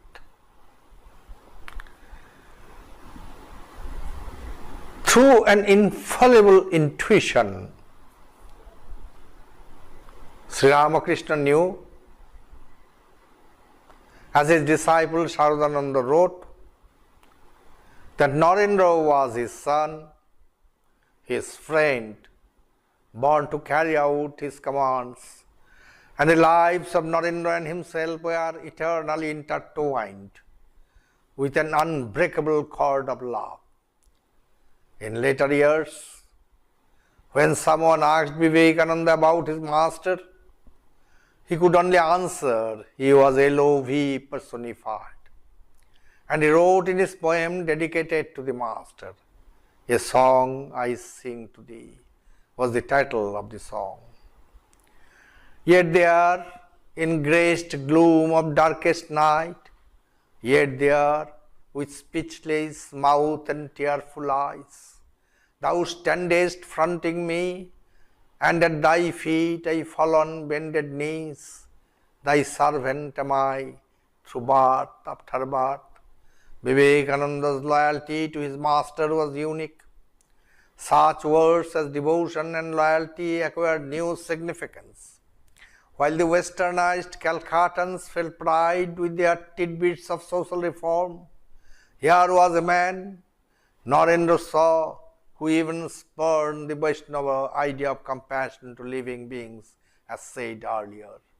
Compassion to living beings? Sri Ramakrishna asked, is it not blasphemous to show compassion to God, who is ever present in all beings? Sri Ramakrishna reminded the devotees that the new idea of service must be Shiva Gane Jiva Seva, the conscious worship of God, of Shiva in all humanity. Narendra heard the message and understood that this was the message for humanity today and for the coming age, when men and women, as a result of materialistic culture, would be treated and exploited as merely sensory realities for physical enjoyments and comfort. His lonely wanderings ended in the historic meditation, as I have already said, on the last rock of India, a meditation not on God, but on the starving and suffering millions of the vast subcontinent of India, the queen of his adoration. At the height of his world fame, he would roll on the ground all night, leaving a cozy bed and shedding tears for them. It is for them that he was born. To a Westerner seeking religion, he would say, "Madam, I am not teaching religion. I am selling my brain to help my people." Whether in the East or in the West, he drifted alone with God, sometimes without a single penny, floating entirely on the mercy of the Lord. He had no fear of anything under the sun. Once, after the historic parliament of religions, Swamiji stood one moonlit evening on the shore of Lake Michigan. The rare beauty of the white waves splashing against the shore slowly began to leave the mind of the mystic monk to a transcendental realm. He felt the nearness of final samadhi when he could leave his body behind. Suddenly, over the waves, he saw the radiant frame of his beloved master. Vivekananda regained normal consciousness and realized that the task assigned to him was not yet completed. He had no release until the prophetic mission was over. There were miles to go before the final sleep. Sri Ramakrishna once prophesied that the day Narendra would come in contact with human suffering. His pride would melt into infinite compassion. It turned all true, though sometimes tragically. This infinite compassion Vivekananda himself witnessed every day in his master's life. Sri Ramakrishna never refused his love to anyone who came, saint or sinner. Even when emaciated to skin and bones, the dying Sri Ramakrishna got up one day and taught someone who came from afar. That was how the dying Buddha too taught a seeker. In Sri Ramakrishna, Vivekananda saw Buddha's compassion incarnated. Swamiji's letter to his disciple Lala Singha of November 2, 1893 was the first known letter to his countrymen in which he reported his success at the Parliament of Religions. He told of the tribute paid to him by the American people, but soon turned to the theme of his art, the uplift of India. Among the Swami's ideas for regeneration of India, those that chiefly found expression through these letters to his Indian followers were: number one, the need to raise the masses, giving them opportunities for all-round development without injuring their religion. 2. The need to eradicate untouchability. 3. The need for the well-to-do to assist the suffering millions. 4. The need to give women opportunities for proper education and self-improvement. 5. The need for the universal spread of the right kind of education. 6. The need to cultivate the material sciences. 7. The need for technological and industrial development. And above all, 8. The need to give freedom to society for its onward movement. Initially, Swamiji was in a dilemma: to be or not to be, to organize or not to organize. After reaching the United States, Vivekananda observed the enormous power of organization that lay behind American life. Once he told his host, Emily Leon of Chicago, quote, "You know, I have had one of the greatest temptations of my life here. It is organization," unquote. To Ala Singha Perumal, his trusted Indian disciple, he wrote on 17 February 1896, I quote, "The dry Advaita must become living poetic in everyday life. Out of the hopelessly intricate mythology must come concrete moral forms, and out of bewildering yogism must come the most scientific and practical psychology, and all this must be put in a form so that a child must grasp it, and that is my life's work," unquote. What inspired Vivekananda to bring this historic interpretation of Vedanta and call it a practical Vedanta? Startling his audience in Madras, Vivekananda replied, I quote, "Because I was born for this and it was left for me to do," unquote. The dream of propagating practical Vedanta was tormenting Vivekananda's mind since his days of wandering in India. But how to realize it? It is in America that he first found the answer to this question, and the answer was organization. Even before the Ramakrishna mission, the organization of Vivekananda's dream came into existence. He was absolutely sure of its need. To Mrs. Solibul, he wrote in 1896, I quote, "Organization has its faults, no doubt, but without that nothing can be done," unquote.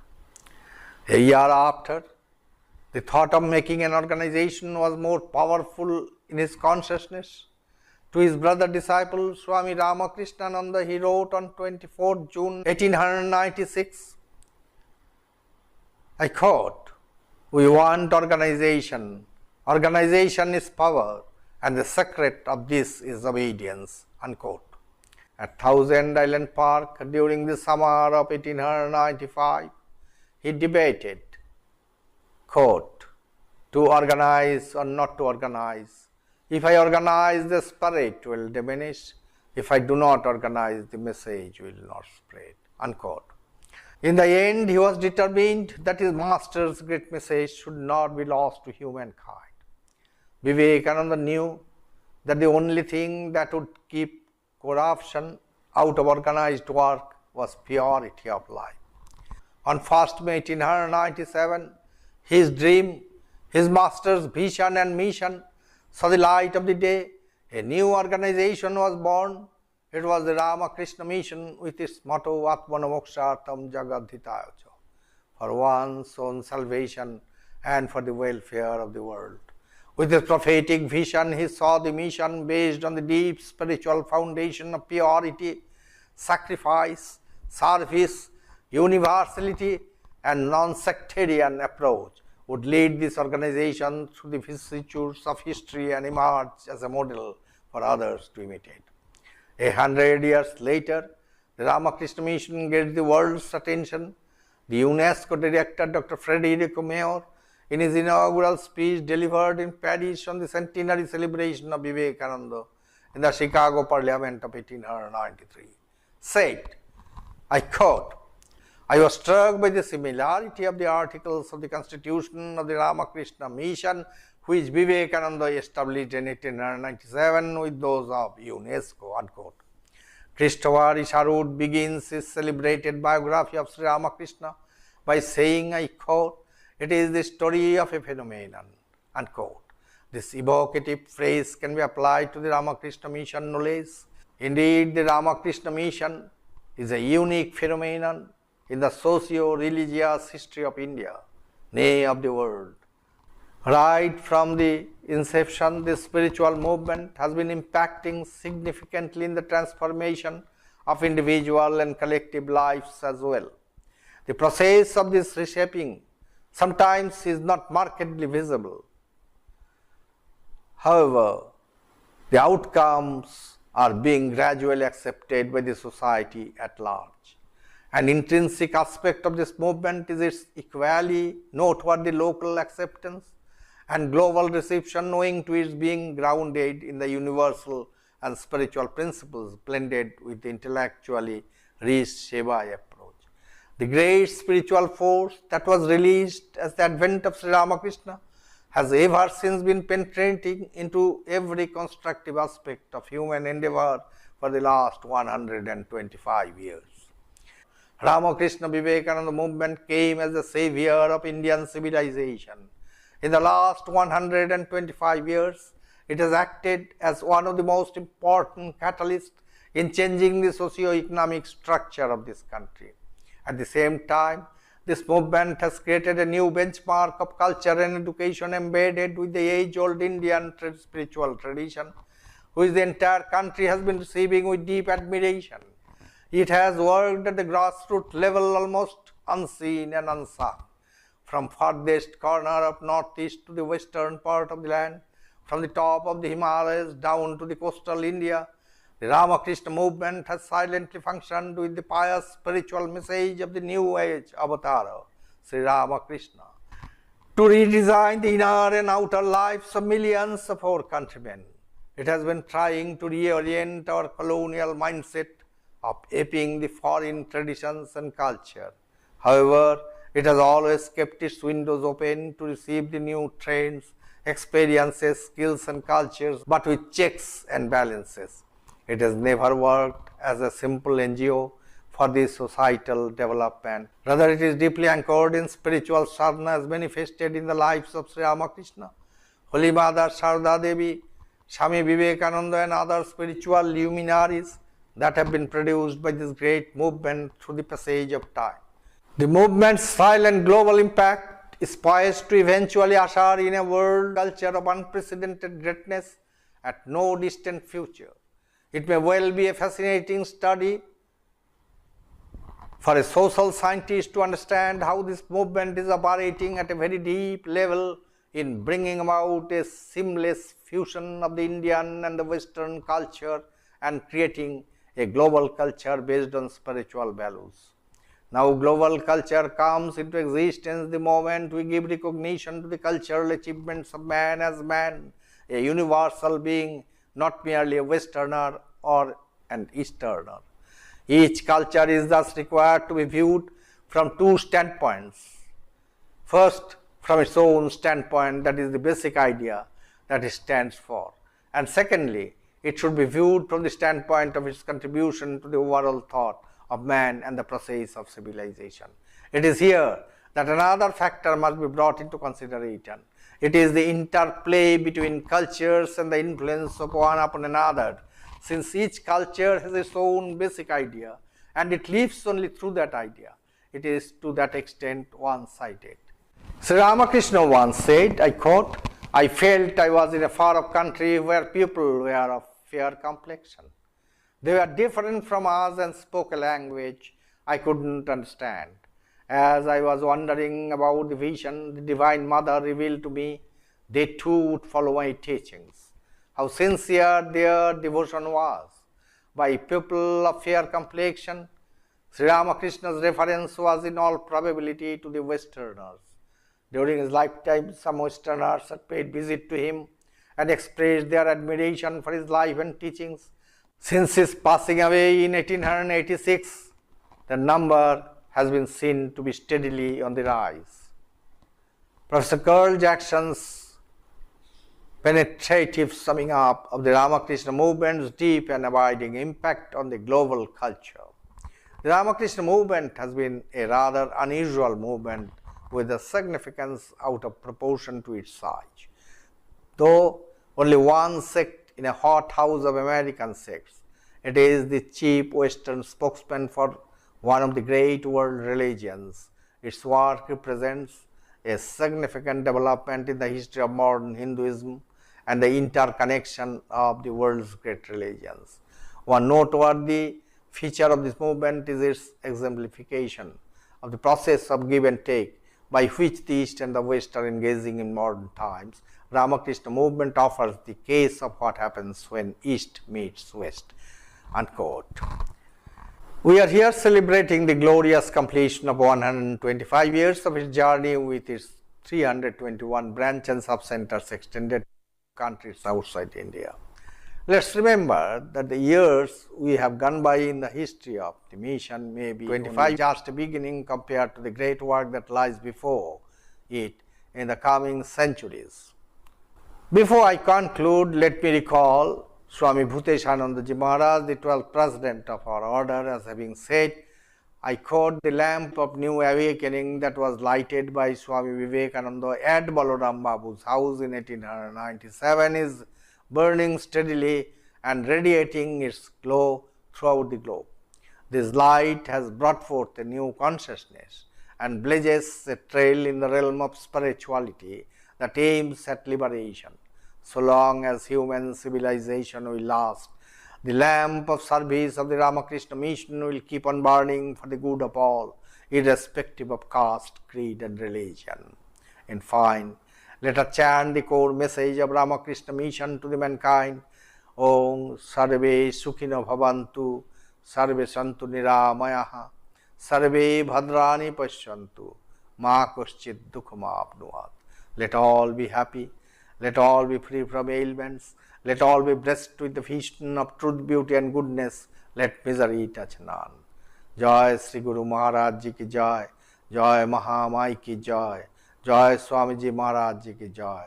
Sri Ramakrishna Arpanam Mastu. Thank you so very much.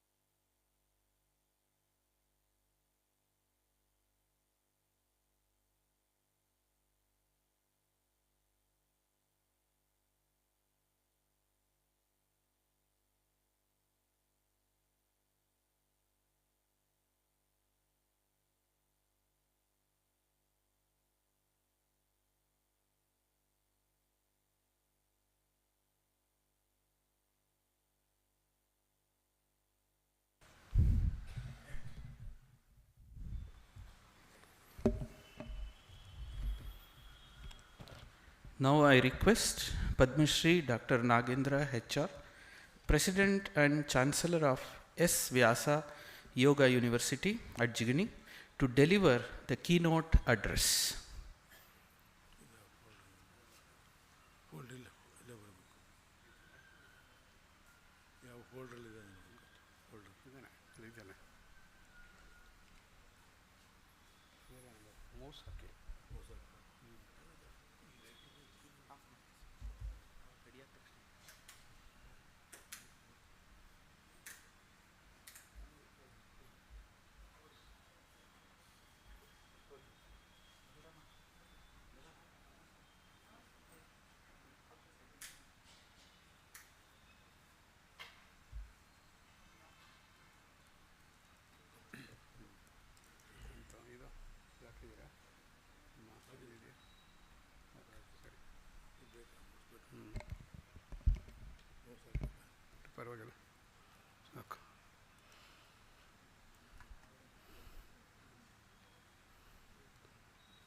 नमः श्रीयतिराजाय विवेकानन्दसूरये सच्चित्सुखस्वरूपाय स्वामिने तापहारिणे तापहारिणे. My salutations to the Holy Order of Monks of Ramakrishna Mission. My dear brothers and sisters, I bring greetings to all of you on this very auspicious day of the 125th birth anniversary of Swami Vivekananda, who is being celebrated here by Ramakrishna Mission. Today, I would like to present to you the meeting of the challenges of our era of science and technology as envisioned by Swami Vivekananda. All of us know that Industrial Revolution was the transition to the new manufacturing processes in Europe and the United States. Period is about 1766, between 1820 to 1840. Then there have been tremendous changes going on in our modern society in all fields: field of health, education, science, technology, management, economics, business, music, dance, drama, arts, jurisprudence, psychology, psychiatry, parapsychology, religion and spirituality, and social order. Everywhere there is continual change going on, very fast changes, bring about tremendous changes in our lifestyle. This has happened. And along with these great achievements that modern science and technology has achieved, there is also a big challenge. There is a big challenge that has come. The challenges in all fields have something very common, that is stress. Stress is at the base of all these challenges that we are seeing today. Look at the student unrest increasing, the drug culture, alcoholism, gun, terrorism, and increasing family divorces and single-parent problems. Large number of these modern NCDs, they were called as psychosomatic ailments: asthma, diabetes, hypertension, heart problem, epilepsy, migraine, irritable bowel syndrome, cancer, AIDS, HIV, anxiety, neurosis, psychosis. Large number of these, today they are called as non-communicable diseases. Technology has made us achieve great things. We have been able to build skyscrapers, information technology, underwater tunnel, web, fantastic diagnostic tools, very powerful pharmacological interventions, and large number of surgeries, 5,000 types of surgeries. Almost we can replace every part of the body today. Even we are racing to change our genes so that the entire personality can be changed. And to make it possible, we have training of specialists and super specialists. All these things we have been able to do. But we have no solution to these modern NCDs. Once a diabetic, ever a diabetic. Once you have hypertension, it's for life. Once you get cancer, your days are numbered, have come to pass. Why this has happened? The reason is the knowledge base that we have today is limited to the physical world, the physical universe. If you refresh your memory, modern science in the western part of the globe started about 4 centuries back. Newton and Descartes were the forerunners of this scientific revolution. And the objective is to search for reality. Is there a fundamental reality from where this whole creation has come? As we started the movement, we found that this world is very complicated, very sophisticated. Therefore, we cannot understand the whole thing. We don't know even how raindrops, lightning occurs, how the thunderbolt occurs, even how the objects fall down, we don't understand. So what to talk of gods or goddesses, prana, mind and other things? No, these are impossible for us. Therefore, let us concentrate on simple physical things of the world. Once we complete this, then we go to the subtle thing. This is how science started. All the best minds of the whole world came forward, and we have been able to understand this more and more. And today we understand, fortunately, that every object is all made of molecules. Molecules are made of atoms. Atoms are made of protons, neutrons, fundamental particles. What are they made of? They're all quarks, packets of energy. We can calculate how much energy is contained in given matter, famous E equals mc square. We also understood the laws that govern them. Newton's laws of motion. This for normal speed, this is known as classical mechanics. Here everything is determined. This is known as deterministic approach. If I leave an object, it is bound to come down 32 feet down. If I launch a rocket, you can trace the entire trajectory going towards the moon. Everything is determined. But when you go to extremely high speeds, like electrons filling around the nucleus, then the Newtonian mechanics will not hold. You have to go for the higher laws. They are called quantum mechanics, probabilistic mechanics. Therefore, we understood everything about the physical world. Therefore, we have had many wonderful achievements in technology, everything physical, putting man on the moon, building skyscraper, technological breakthroughs, everything we have been able to do. Because we know the structure and the laws of this physical universe. Therefore, the challenges like pollution, infectious and contagious diseases, and sophisticated surgeries, everything we have been able to do that. Now, what is happening to science?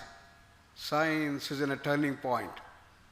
The famous book, Turning Point, many of the elders we all know, in 1983, that book came. And in that book, Fritz of Capra has traced the entire history of science. And all the youngsters, you must read that book, beautifully written book, like a story book, 250 pages. And in that, he traced the entire history, how science moved from the lowest to the present stage. Now, having said that, Fritz of Capra wrote, now a time has come that we have go beyond the physical. Is there something like prana? What is it that called as mind, emotions, intellect? What is the difference between intellect and consciousness? Are there gods and goddesses? Do they exist? Into this region of subtlety and causality, the science is moving, he wrote. So in this, we are in a very embryonic stage. If it took 400 years for us to understand the physical world, the grasses, how long it will take to understand the whole creation? Maybe thousands of years, we don't know. Therefore, any challenge that is related to the subtle dimensions of the universe, like mental restlessness, emotional upsurges, deep-rooted psychological conflict, all are at the base of the stress and the modern challenges that we are facing. Therefore, stress is a multi-dimensional challenge we are facing. The challenge of the modern era are very sophisticated, very complicated, and they are multidimensional, physical, emotional, intellectual, and physical.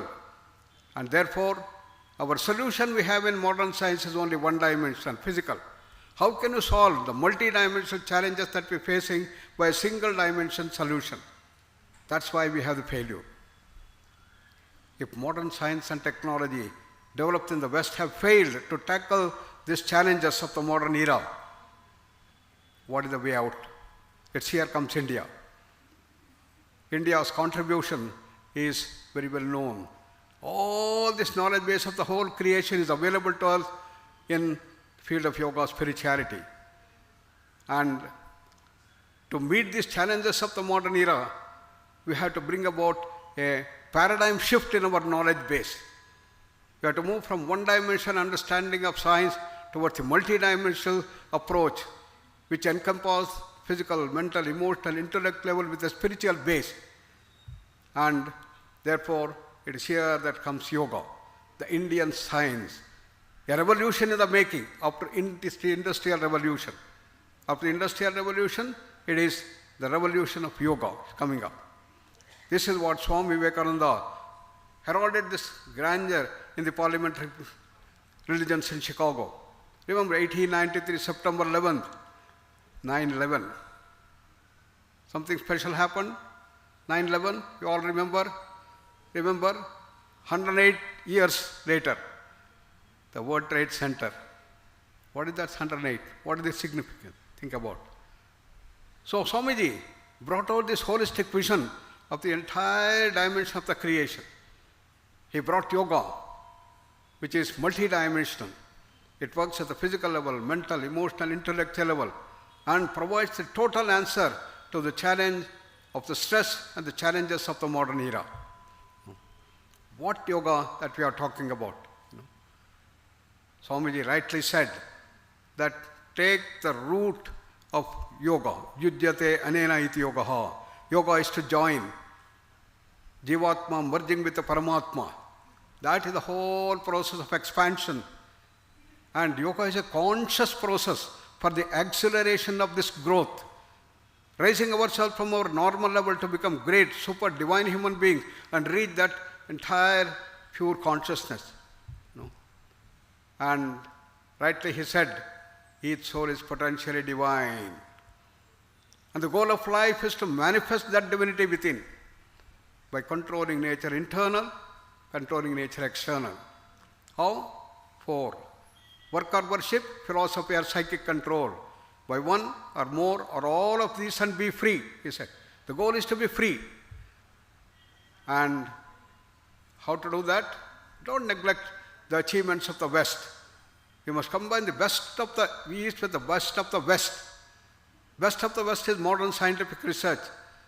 Best of East is our total knowledge base. So these deeper dimensions of yoga have been brought out to meet the challenges of the intellectual brilliance in our students, bringing the latest development of science and technology to research about the benefits of yoga. So Swami Kavirananda in Lolamala, he said yoga has a message for all. Yoga can meet the challenges of the modern era. How? To bring the benefits of yoga to all by making yoga a socially relevant science. So we all know that yoga is the foundation of Indian culture. It is the greatest contribution of India to world thought and culture, said Swami Vivekananda. What yoga we are talking? Are you talking about magic? Are you talking about dog yoga? Are we talking about bear yoga? Look at the distortions that we are seeing today, the world over. Acrobatics of the body? Far from it. It's the science of holistic living, raising ourselves. Raising man as an animal to become normal human beings, great self-actualized human beings, and divine human beings, and reach the ultimate goal of human existence, that the pure consciousness moksha. That is the spiritual goal. That's our spiritual thing. That is the human progress that we have. So that goal of human life is perfection, moksha. Patanjali called it as kaivalya, pure consciousness, a reality. in scientific terms. It is the self of all of us, Paramatman. It is also known as Brahman. It is a state of infinite freedom, infinite happiness, infinite knowledge, infinite power. That's our original state. And Patanjali said, you can reach that. How? Gain mastery over the mind, he said. Yogaha, chitta vritti nirodha, he said. In his beautiful 106 sutras, in the 4 chapters of Patanjali, he gave us the methodology of Ashtanga Yoga. Yama, Niyama, Asana, Pranayama, Pratyahara. The Bahiranga Yoga, Dharana, Dhyana, Samadhi, Antaranga Yoga, to get to the Samadhi. Samadhi is the culmination of the Ashtanga Yoga. But Samadhi is not the end. From Samadhi you go to the higher dimensions of Samadhi, 8 types of Samadhi. Ultimately reach that pure consciousness, that is the Kaivalya. How? By developing the power of concentration and the power to calm down the mind, silence the mind, tranquil the mind, and go deeper and deeper into silence and deeper Samadhi. Unfortunately, our entire progress education system is only developing the first, concentration, faster mind, quicker mind, brilliant mind, sharper mind, intellectual mind, creative mind, faster. And to calm down the mind, silence the mind, tranquil the mind, we are totally neglected. We got wonderful students and children from different parts of the country in our university. I get thrilled about them. So brilliant, so sharp, so creative. Anything that happens, in a minute they'll go run and solve the problem. But ask them to sit quiet, calm, silent for a few minutes. That's the biggest punishment we give. Why? It is not their mistake, it's our mistake. Education system have removed that portion of calming down the mind, silencing the mind, tranquilling the mind. And this is the dimension we have to add in our education system. Mana prashamana upayaha yogaha, as Yoga Vasishtha says, and the great sage Vasishtha has brought. Therefore, yoga is a conscious process to accelerate one's evolution into a single life, few years or just a few days, that Swami Vivekananda said. How? Gaining mastery over the mind and dimensions. And the 4 streams of yoga he gave. And yoga helps to develop the total personality. And that is field of examination. But inspired by Swamiji's teaching, Sri Aurobindo said, today our challenges are multidimensional. And we need all the 4 yogas, Jnana Yoga, Raja Yoga, Bhakti Yoga, Karma Yoga, work at the physical level, mental, emotional and spiritual level. Therefore recorded as integral yoga. The goal is to bring balance. Stress is nothing but imbalance. And bringing balance is yoga. Samatvam yoga uchyate. Equanimity, stability, balance, harmony, equipoise are the key features of yoga. Shitoshna sukha dukkheshu samaha sangha vivarjitaha is said. And Bhagavad Gita said, ability to maintain inner peace at all times.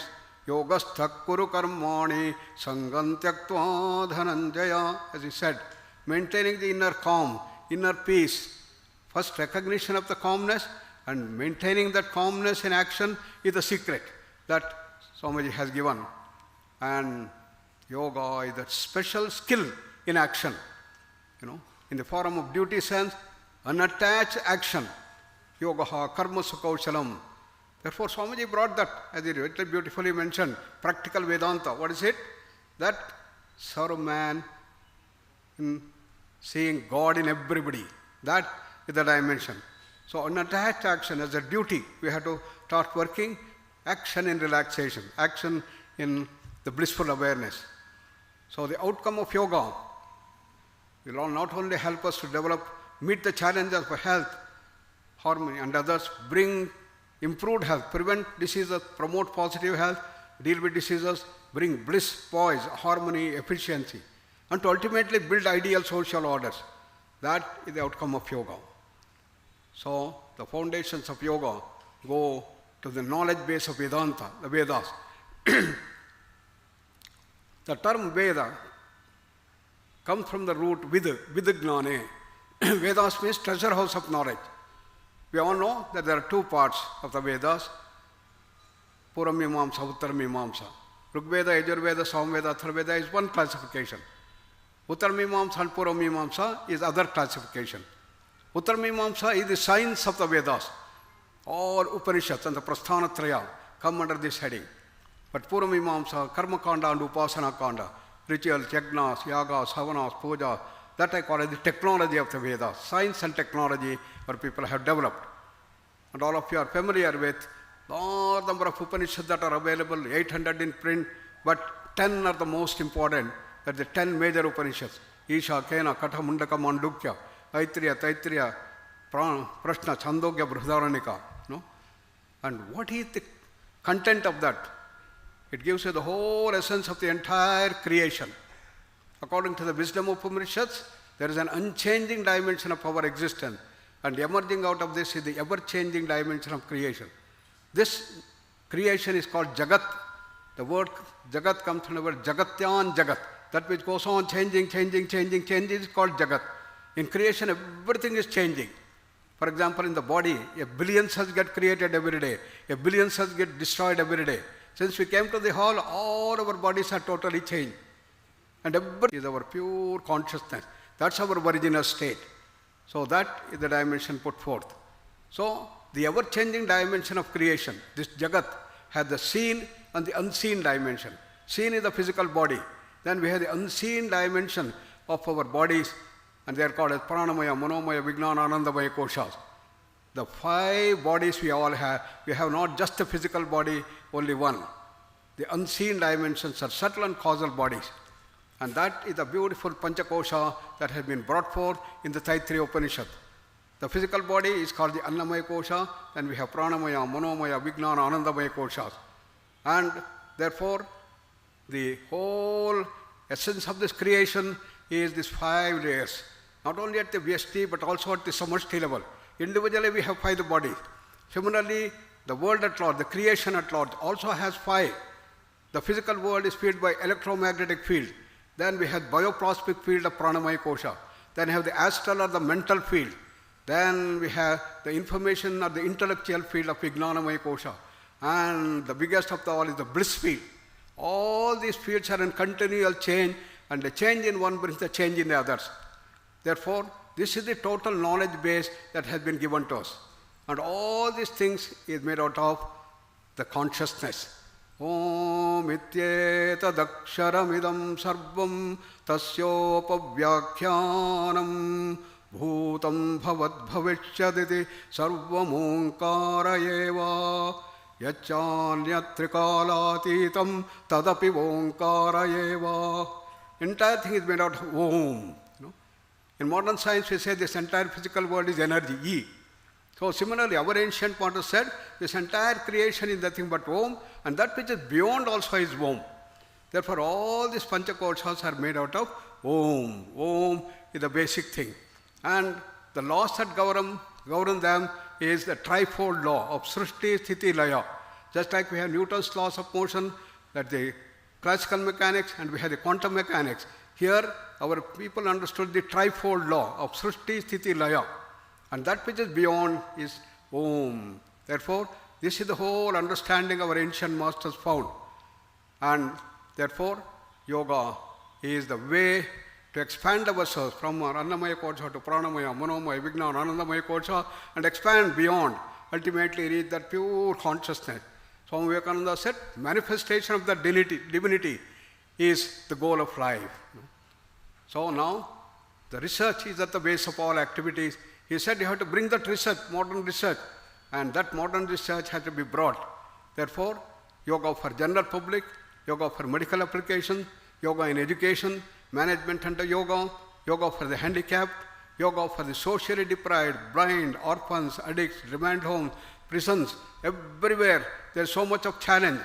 And yoga for unraveling the hidden potentials of human beings, and other applications of yoga like sports, music, dance, jurisprudence and other. Everywhere is acceptable. So now the question is how to concretize these dimensions. We have these challenges, we have the solution, but we have to bring it into actual action. How to concretize them? How to concretize these dimensions? That's how we started this S-Vyasa. In the name of Swami Vivekananda, we started this Yoga Research Foundation. And we got a deemed university status in 2002. But in 1986, we call it the Vivekananda Yoga Anusandhana Samsthan. And research being the base, we started bringing that whole vision that Swamiji has given has to be brought into action. Therefore, S-Vyasa was started, and recently, 3 years back, we started Vivekananda Yoga University in Los Angeles, because we had to bring the knowledge base from the West also. Now, those who want degree from West, they can take from Vayu. Those who want degree from here, they can take from S-Vyasa. That's how we have brought both the dimensions. So S-Vyasa of the deemed university status as the category 1 university, the A+ university in this. What is the vision? What is the mission? To make yoga a socially relevant science, using modern scientific research to meet the challenges of the modern society. Socially, it has been made relevant. So, we built up beautiful research lab within us. This is called Anveshana. It's an advanced center of integrative yoga research. So, here we can measure all aspects, Annamaya, Pranamaya, Manomaya, Vijnana, Anandamaya, Kosha. The only lab in the world which can measure all aspects. Most laboratories can measure what is happening in the body, autonomic parameters, brain changer, gene expressions, everything. We also can measure. But what is happening to the Pranamaya Kosha? Can we measure? We have got a technique called BioWell, GDV. Can we measure Pranamaya Kosha, Manomaya Kosha, Vijnanamaya Kosha? Everything we can measure.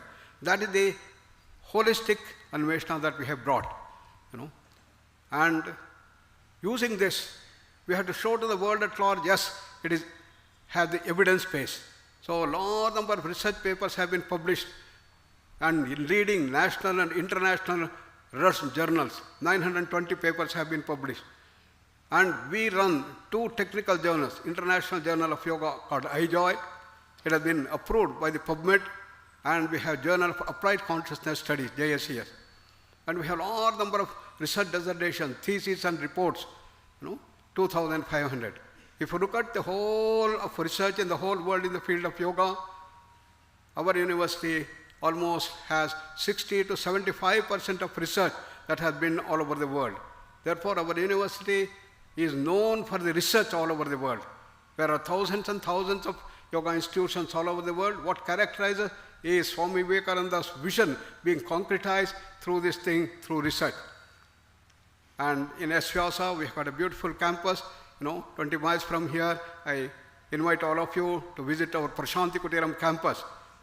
And to meet these challenges, we divide them into 5 different divisions. Division of yoga, spirituality, life sciences, physical sciences, management studies, and humanity. We run the UG and PG courses and doctoral programs in each of these things. How can yoga bring about contributions to spirituality? In the world at large, we are all thinking that everything is nothing but matter. It's called matter-based paradigm. The science says everything is nothing but matter. Because what is prana? Function of the DNA or RNA molecule. What is mind? Functioning of the brain cells. What are emotions? Functioning of the special cells in the brain, rage center and emotional centers. What is consciousness? It's all the functioning of the different cells and others. So everything is matter. Once you understand matter, everything is done. This is called matter-based paradigm. This is called the upward causation.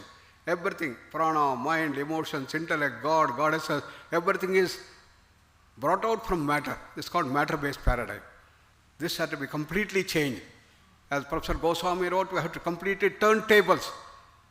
We have to understand it's the consciousness that is primary. From there comes Anandamaya Kosha, Vijnanamaya Kosha, Manomaya Kosha, Pranamaya Kosha, finally the physical world. This is called consciousness-based approach. This has to be brought forth into our education system and everywhere.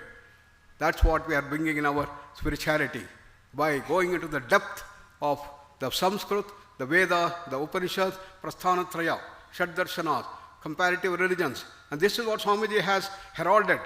We have to go into the depth of our Eastern wisdom base. So Ramakrishna Mission has done fantastic work. Bring out all these Upanishads, Brahma Sutras, everything in its original form by giving the translations in English and various languages all over the world. Greatest contribution of Ramakrishna Mission by bringing the spirituality into action to bring about this matter-based paradigm into consciousness-based approach. And Here we have the measurement of the chakras and others, how we can raise ourselves, dimensions from Muladhara chakra to the highest Sahasrara and go to the highest level. So our bio-well can measure this entire chakras and the pranamaya kosha in great detail. Then coming to the yoga and life sciences, the challenges in life sciences are also multidimensional, physical, mental, spiritual, social and emotional levels. And how to bring about this thing? We have the integrated approach of yoga therapy, IAYT we call. So here we understand the root cause of these modern ailments, NCDs. They are all starting from Manomaya Kosha, and they are called Adhi. They comes down to the Pranamaya Kosha, causing imbalance in the Pranamaya Kosha, come to the physical body, causing imbalance, causing the diseases. Adhi becomes the Vyadhi. What all we do in the allopathic system is to deal only with the physical body and give symptomatic relief. The root cause is not removed. Therefore, we have no solution to modern NCDs, whether it is asthma or diabetes, hypertension or heart problem or cancer, we have no solution. And what is to be done? Therefore, you have to remove the root cause of the disease. What the root cause is in the Manomaya Kosha, Adhi. What is that Adhi? It is called the Prajnaparadha that is done, which causes the imbalance in the Manomaya Kosha. What is Prajnaparadha? Duryodhana character coming up. Duryodhana says, Janami dharmam nachame pravrittihi, Janami adharmam nachame nivrittihi. He says, every diabetic knows, no more gulab jamun, no more rasgulla. But when it all comes in front of you, what do you do? The tongue will demand, come on, go on and eat.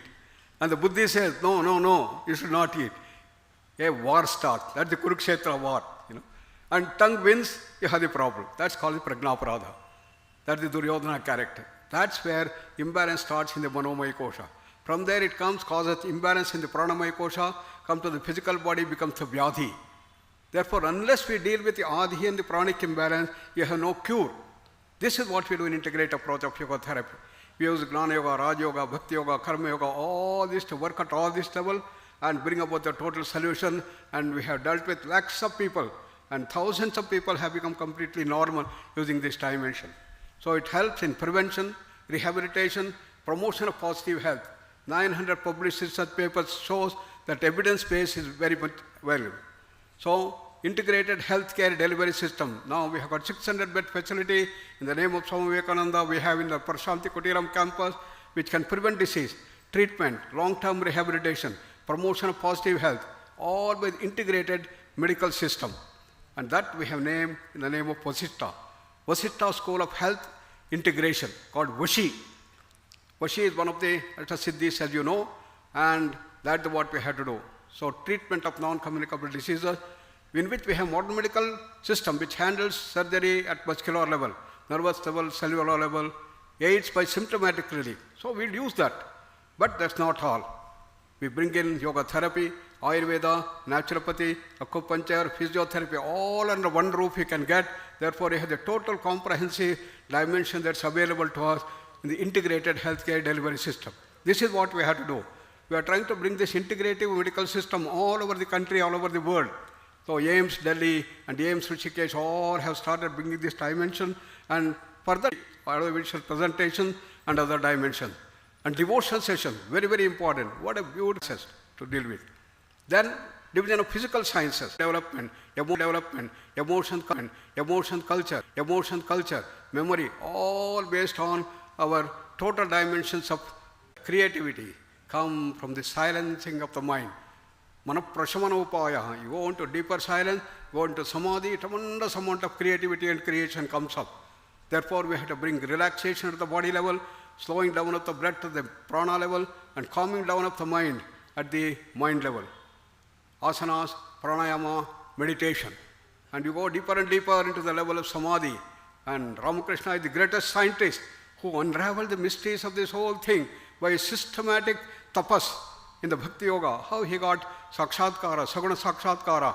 Then he went to the nirguna sakshatkara. Before that, he understood all these dimensions. I consider him as the greatest scientist of the modern times. And he has been able to bring this dimension so nicely. And yoga at Vyasa. We started Vivekananda Yoga Sandhana Samtana 1986 we started, and we started spreading all over. It is the mother organization. So we have centers at both national and international levels. In the national level, we have affiliated centers, and international levels have spread. So international center has spread with this thing, and we started our VAYU, Vivekananda Yoga University in Los Angeles, about in 2021, and which offers MSc. Now PhD also we have got that I mentioned, and our work has spread all over. Therefore, when our students and faculty, when they get trained, the alumni go to different countries, they set up their own centers and affiliate to Vyasa. They teach yoga for general public, trained yoga instructors, deal with patients if they are trained as yoga therapists, and that goes on. And that is the vision as to how Swamiji's dream, Swamiji's message, Swamiji's whole vision has been being translated into action through a university academic level in India as also abroad.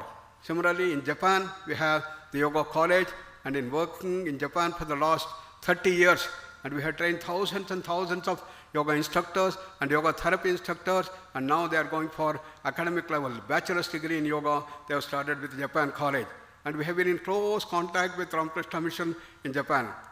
Similarly, in different countries we have, and we have in China, we have got 2 colleges that have come up in which we bring yoga. Therefore, the vision of Swamiji is so fantastic, so broad, that it has to be brought into practice, and that has to be brought into practice by bringing evidence-based, by modern scientific research. That's what the direction he gave. Combine the best of the East to the best of the West. Best of the West is modern scientific research. When you combine, you have a new effervescence. We can build new social orders, and that's what we have to done to bring peace on earth, harmony, love, and others. And that is what we have. And I invite you all to come to and visit our Prashanti Kuteram 100-acre campus, only 20 miles from here, and send your students and others for taking up our university courses like bachelor's degree, master's degree, doctoral program, and others. And they can spread this message of Swami Vivekananda, which is all rooted on the greatest scientist of the modern times, Sri Ramakrishna Paramahamsaji. And it has to be brought forth to this thing. And Ramakrishna Mission is doing such fantastic work throughout the world, bringing the whole message of Ramakrishna, powered by Swami Vivekananda's message. And we are just followers and trying to actualize this dream of Ramakrishna Paramahamsa and Swami Vivekananda to action through academic development and meeting the challenges of the modern times. Once again, I thank Puja Swamiji for giving me this opportunity to share as to how we are trying to become instruments to spread the message of Swamiji by scientific research. And thank you very much, Swamiji, for giving me this opportunity to share with you. Thank you. Namaskar.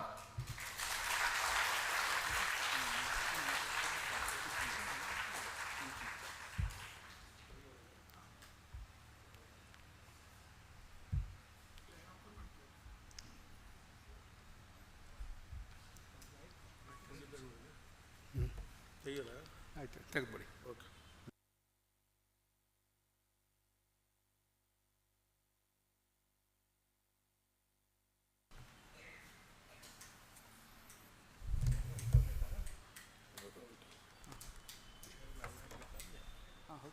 Vote of thanks, sir.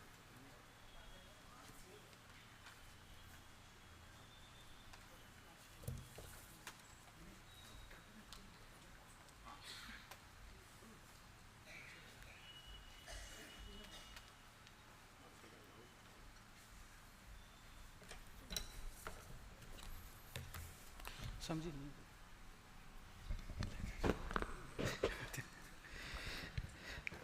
I request Revered Swami Atmavidanandaji Maharaj to deliver a speech of benediction.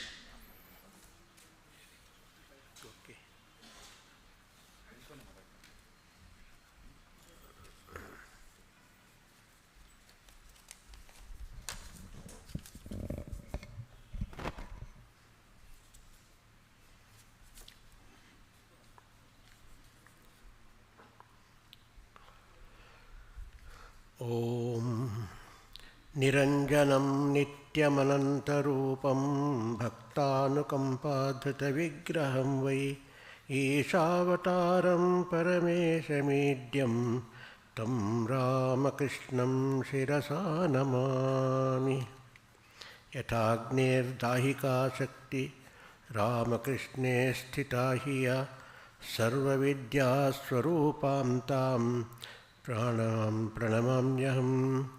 ನಮಃ ಶ್ರೀಯತಿರಾಜಾಯ ವಿವೇಕಾನಂದಸೂರಯೇ ಸಚ್ಚಿತ್ಸುಖಸ್ವರೂಪಾಯ ಸ್ವಾಮಿನೇ ತಾಪಹಾರಿಣೇ.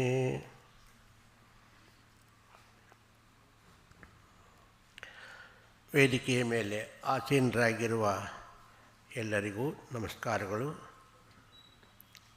ಇಂದು ರಾಮಕೃಷ್ಣ ಮಹಾಸಂಘದ 125ನೇ ವಾರ್ಷಿಕೋತ್ಸವವನ್ನು ಆಚರಿಸ್ತಾ ಇದ್ದೀವಿ. ನಾವಿಲ್ಲಿ ಇವತ್ತು ಮಾಡ್ತಾಯಿದ್ವಿ. All over India ಪೂರ್ತಿ ಬೇರೆ ಬೇರೆ ದಿನಗಳಲ್ಲಿ ಬೇಲೂರು ಮಠದಲ್ಲೂ ಆಚರಿಸ್ತಾ ಇದ್ದಾರೆ. ಯಾತಕ್ಕೆ ಅಂತ ಹೇಳಿದ್ರೆ, ಈ 125 ವರ್ಷಗಳಲ್ಲಿ ಏನೇನು ಕಾರ್ಯಕ್ರಮಗಳು ಆಗಿದೆ, ಆಗಬಹುದು ಅನ್ನೋದನ್ನು ಎಲ್ರಿಗೂ ಒಂದು ಸತಿ ಪರಿಚಯ ಮಾಡಿಸೋದಕ್ಕೂ ಇದಿದೆ.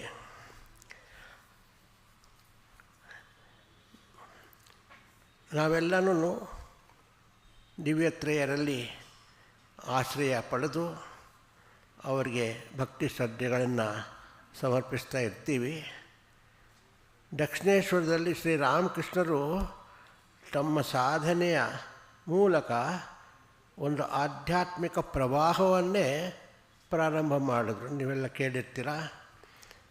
ಸ್ವಾಮಿ ವಿವೇಕಾನಂದರು ಪ್ರಾರಂಭದಿಂದ ಆಧ್ಯಾತ್ಮಿಕ ಪ್ರವಾಸ 1500 ವರ್ಷಗಳ ಕಾಲ ಮುಂದುವರೆಸುತ್ತದೆ ಅಂತ ಹೇಳಿದ್ದಾರೆ. ಈ ಶ್ರೀರಾಮಕೃಷ್ಣರು ಪ್ರಾರಂಭ ಮಾಡಿರೋ ಈ ಪ್ರವಾಹ ಏನಿದೆಯೋ ಇದು ಇನ್ನೂ 1500 ವರ್ಷಗಳ ತನಕ ಮುಂದಕ್ಕೆ ಹೋಗುತ್ತೆ ಅಂತ ಹೇಳಿದ್ದಾರೆ.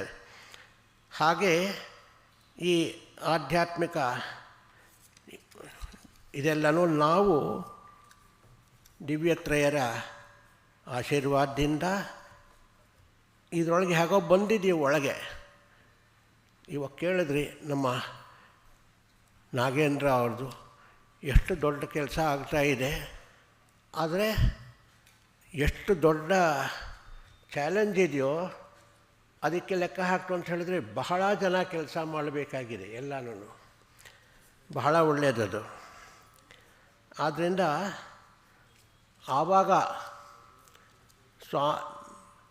ಬ್ರಹ್ಮ ಸಮಾಜ ಬೇರೆ ದೊಡ್ಡ ದೊಡ್ಡ ಸಂಸ್ಥೆಗಳಿತ್ತು, ಅವರೆಲ್ಲನೂ ಕೆಲಸ ಮಾಡ್ತಾಯಿದ್ದಾಗ ಶ್ರೀರಾಮಕೃಷ್ಣರು ವಿವೇಕಾನಂದರ ಎದುರುಗಡೆ ಈ ಊರಿದಾರಲ್ಲ ವಿವೇಕಾನಂದರದ್ದು ಇದೆಯಲ್ಲ, ಇದು ಒಂದು ದೊಡ್ಡ ಇದರ ಥರ ಈ ಬ್ರಹ್ಮ ಸಮಾಜ ಎಲ್ಲ ಒಂದು ಚಿಕ್ಕ ಒಂದು ಹೊಳೆಯ ಪ್ರಕಾರ ಅಂತ ಹೇಳ್ತಾರೆ. ಆವಾಗ ನರೇಂದ್ರ ಆವಾಗ ಏನು ಹೇಳ್ತಾ ಇದ್ದೀರಿ ಸ್ವಾಮೀಜಿ, ಅವ್ರು ಎಷ್ಟು ದೊಡ್ಡವರು, ಕೇಶವಚಂದ್ರ ಸೇನ್ ಅವರ ಎದುರುಗಡೆ ನೀವು ಈ ಥರ, ನಾನೇನು ಮಾಡಲಿ ಶ್ರೀ ಮಾತೆ ನನಗೆ ತೋರಿಸ್ಕೊಡ್ತಾ ಇರೋದು, ನಾನು ಆ ಥರ ಮಾಡ್ತಾಯಿದ್ದೀನಿ ಅಂತ. ಅಂದರೆ ಶ್ರೀರಾಮಕೃಷ್ಣರಿಗೆ ಪೂರ್ತಿ ಗೊತ್ತಿತ್ತು ಏನಾಗುತ್ತೆ ಮುಂದೆ ಅನ್ನೋದು.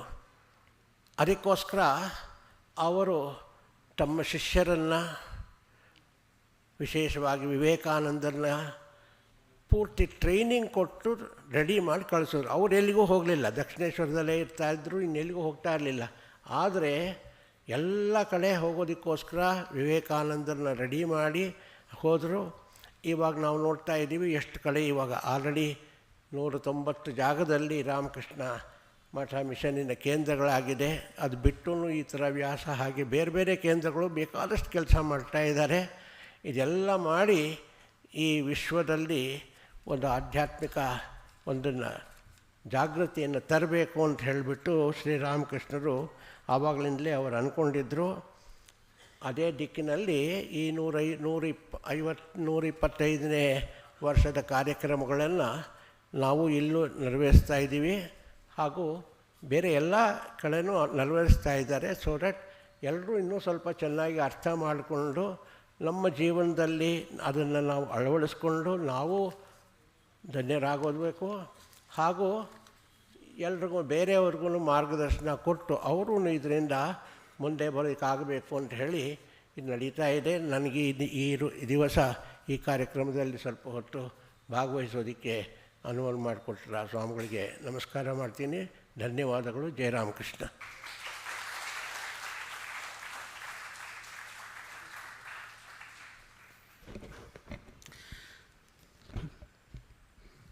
There are two announcements before the last part of the program.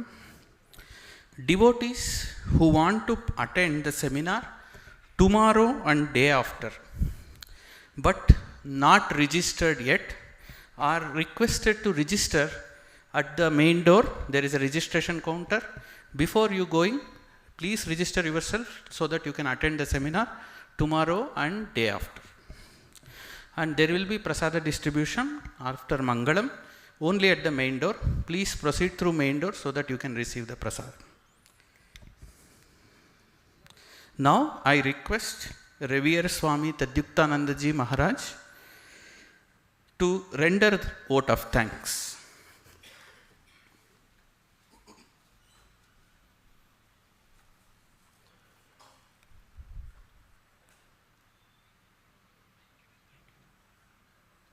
My respectful pranams to all the senior Swamijis who are here on the dais, after dais,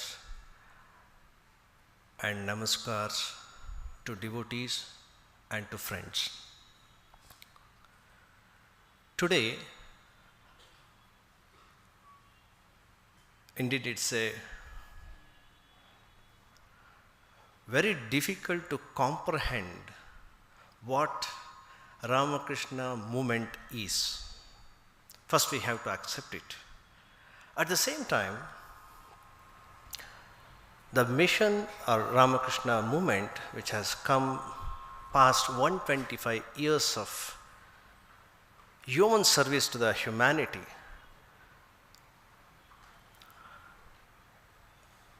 it's tremendous. Ramakrishna Mission ಕಳೆದ 125 ವರ್ಷಗಳಲ್ಲಿ ಸಲ್ಲಿಸಿರುವಂತಹ ಮಾನವ ಸೇವೆ, ಅಧ್ಯಾತ್ಮ ಇರಬಹುದು, ಶೈಕ್ಷಣಿಕ ಇರಬಹುದು, ವೈದ್ಯಕೀಯ ಇರಬಹುದು, ಅಥವಾ ನ್ಯಾಚುರಲ್ ಕೆಲಾಮಿಟೀಸ್ ಆದಾಗ, ಪ್ರಕೃತಿ ವಿಕೋಪಗಳಿಗೆ ಆದಾಗ ಮಾಡುವಂತಹ ಸೇವೆ. ಕಳೆದ ಸುಮಾರು 2 ಗಂಟೆಗಳಿಂದ ನಾವು ಕೇಳ್ತಾ ಇದ್ದೇವೆ.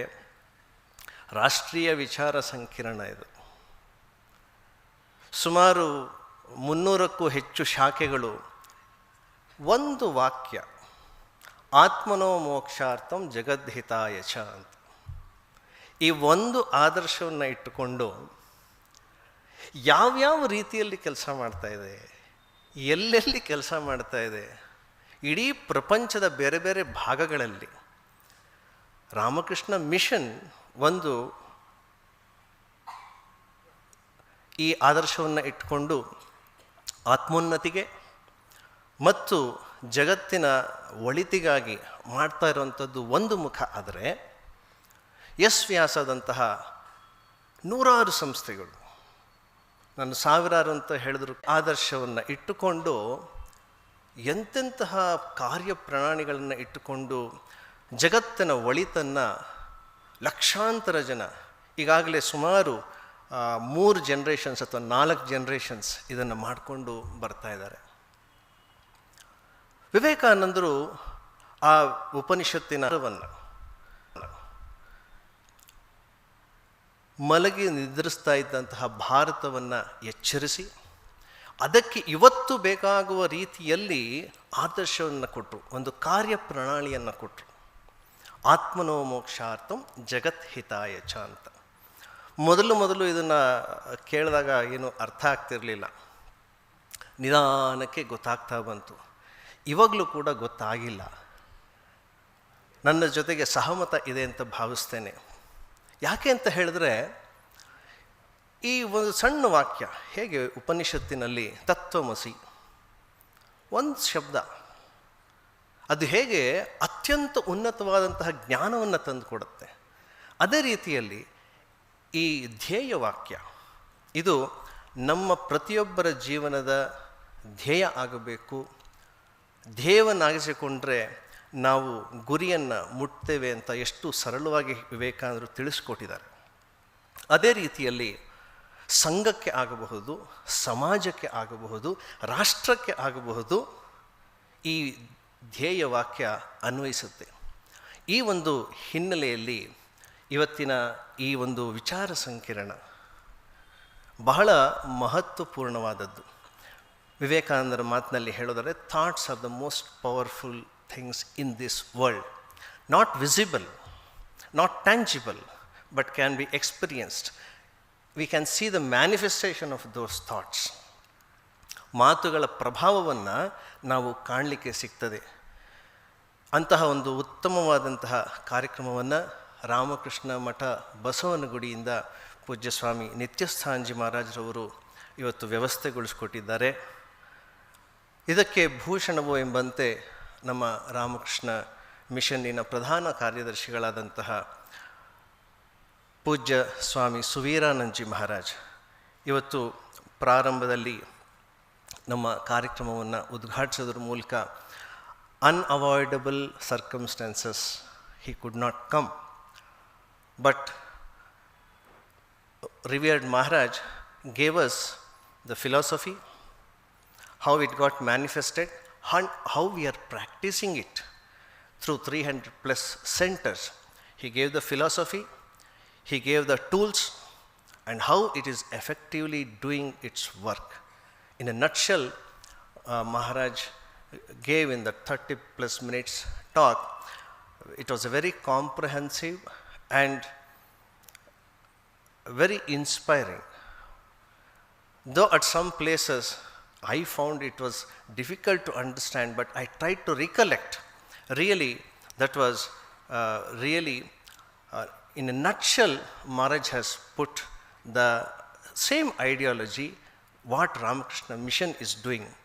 On behalf of our Basavanagudi Ramakrishna Math President Swami Nityasthanji Maharaj and all the devotees here, from my bottom of my heart, in spite of his inconveniences, Maharaj has made up, somehow I should reach the devotees. The program should not get spoiled. That is a concern he has. I sincerely offer my pranams, and on behalf of all of you, once again I offer my pranams to Maharaj for gracing this occasion through online. Please accept my pranams and best wishes for your good health, and also thanks for your gracing the occasion through online, Maharaj. Please accept our pranams, Maharaj.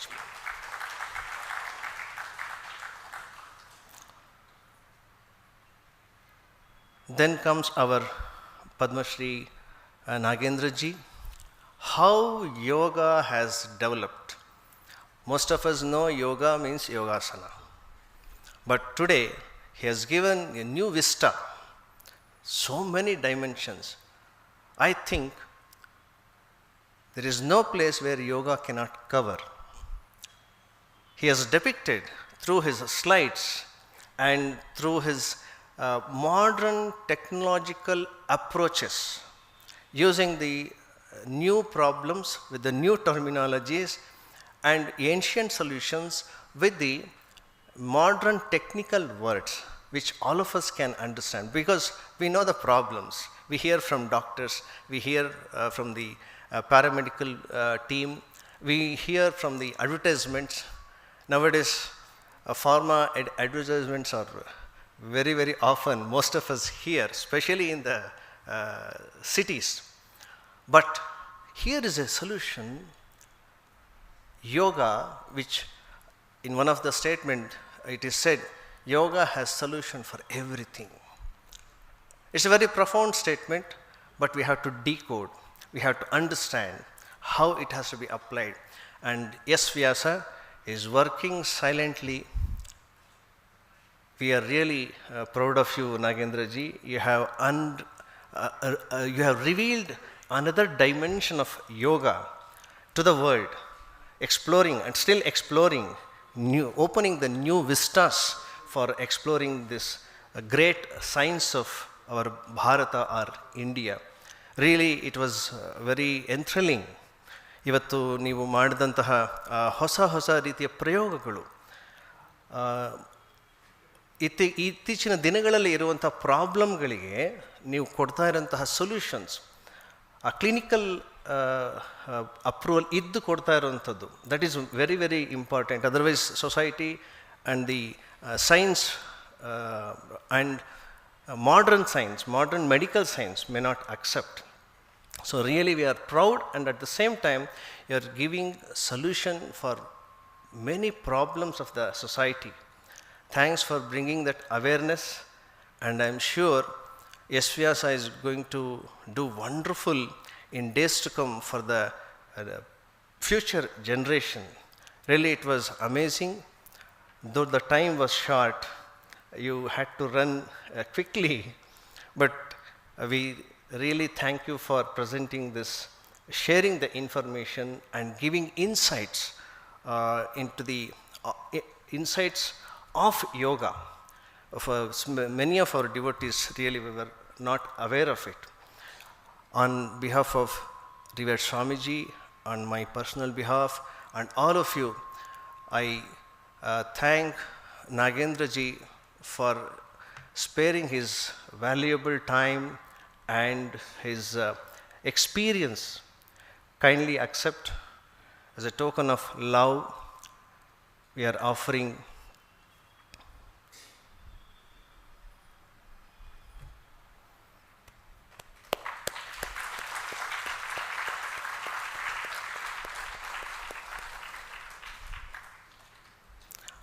ಆಶ್ರಮದ ಪರವಾಗಿ, ಸ್ವಾಮೀಜಿಯವರೆಲ್ಲರ ಪರವಾಗಿ ನಾಗೇಂದ್ರ ಅವರಿಗೆ ಮತ್ತೊಮ್ಮೆ ಧನ್ಯವಾದಗಳನ್ನು ಸಮರ್ಪಿಸ್ತೇನೆ. ಕಡೆಯದಾಗಿ ಪರಮಪೂಜ್ಯ ಸ್ವಾಮಿ ಆತ್ಮವಿಧಾನಂದಜಿ ಮಹಾರಾಜ್, ನಿಮ್ಮೆಲ್ಲರಿಗೂ ಪರಿಚಯ ಇದ್ದೆ. ಕಳೆದ ಸುಮಾರು 5 ದಶಕಗಳು ಅಥವಾ 6 ದಶಕಗಳಿಂದ ರಾಮಕೃಷ್ಣ ಮಠದ ಜೊತೆಗೆ ಸಂಪರ್ಕ ಇಟ್ಟುಕೊಂಡು, ಇದೇ ನಮ್ಮ ಬೆಂಗಳೂರಿನ ವಿವೇಕಾನಂದ ಬಾಲಕ ಸಂಘದಿಂದ ಪ್ರಾರಂಭಿಸಿ ಅವರ ಒಂದು ಆಧ್ಯಾತ್ಮಿಕ ಪ್ರಯಾಣ ಮಠದಲ್ಲಿ ಬೇರೆ ಬೇರೆ ಶಾಖೆಗಳಲ್ಲಿ ಬೇರೆ ಬೇರೆ ರೀತಿಯ ಕಾರ್ಯಗಳಲ್ಲಿ ತಮ್ಮನ್ನು ತಾವು ತೊಡಗಿಸಿ, ರಿವರ್ಡ್ ಸ್ವಾಮಿ ಆತ್ಮವಿಧಾನಂದಜಿ Maharaj has served at various centers of our branches of our Ramakrishna mission, taking, ಯಾಕೆಂದರೆ ಮತ್ತೆ ಕೇಳಬೇಕು, ಶ್ರವಣ ಮಾಡಬೇಕು, ಮನನ ಆಗಬೇಕು. ಮನನ ಆದಮೇಲೆ ಮುಂದಿನ ನಿಧಿಧ್ಯಾಸನ ಆಗುವಂಥದ್ದು. ಆ ಒಂದು ಪ್ರಕ್ರಿಯೆಗೆ ನೀವೆಲ್ಲರೂ ಕೂಡ ನಮ್ಮ ಜೊತೆಯಲ್ಲಿ ಇರೋದು ಮಠ ಸ್ವಾಮೀಜಿಯವರಿಗೂ ಮತ್ತು ಎಲ್ಲರಿಗೂ ಕೂಡ ಬಹಳ ಸಂತೋಷದ ನಾನು ಭಾವಿಸ್ತೇನೆ. ಇಂತಹ ಒಂದು ಕಿರಣಗಳು ಬಹಳ ವಿರಳ. ಆಮೇಲೆ ಇಂಥ ವಿಚಾರಗಳನ್ನು ಅವರು ಕೂಡ ಸ್ವಲ್ಪ ಕಡಿಮೆ ಜನ ಅಂತಲೇ ಹೇಳಬೇಕಾಗತ್ತೆ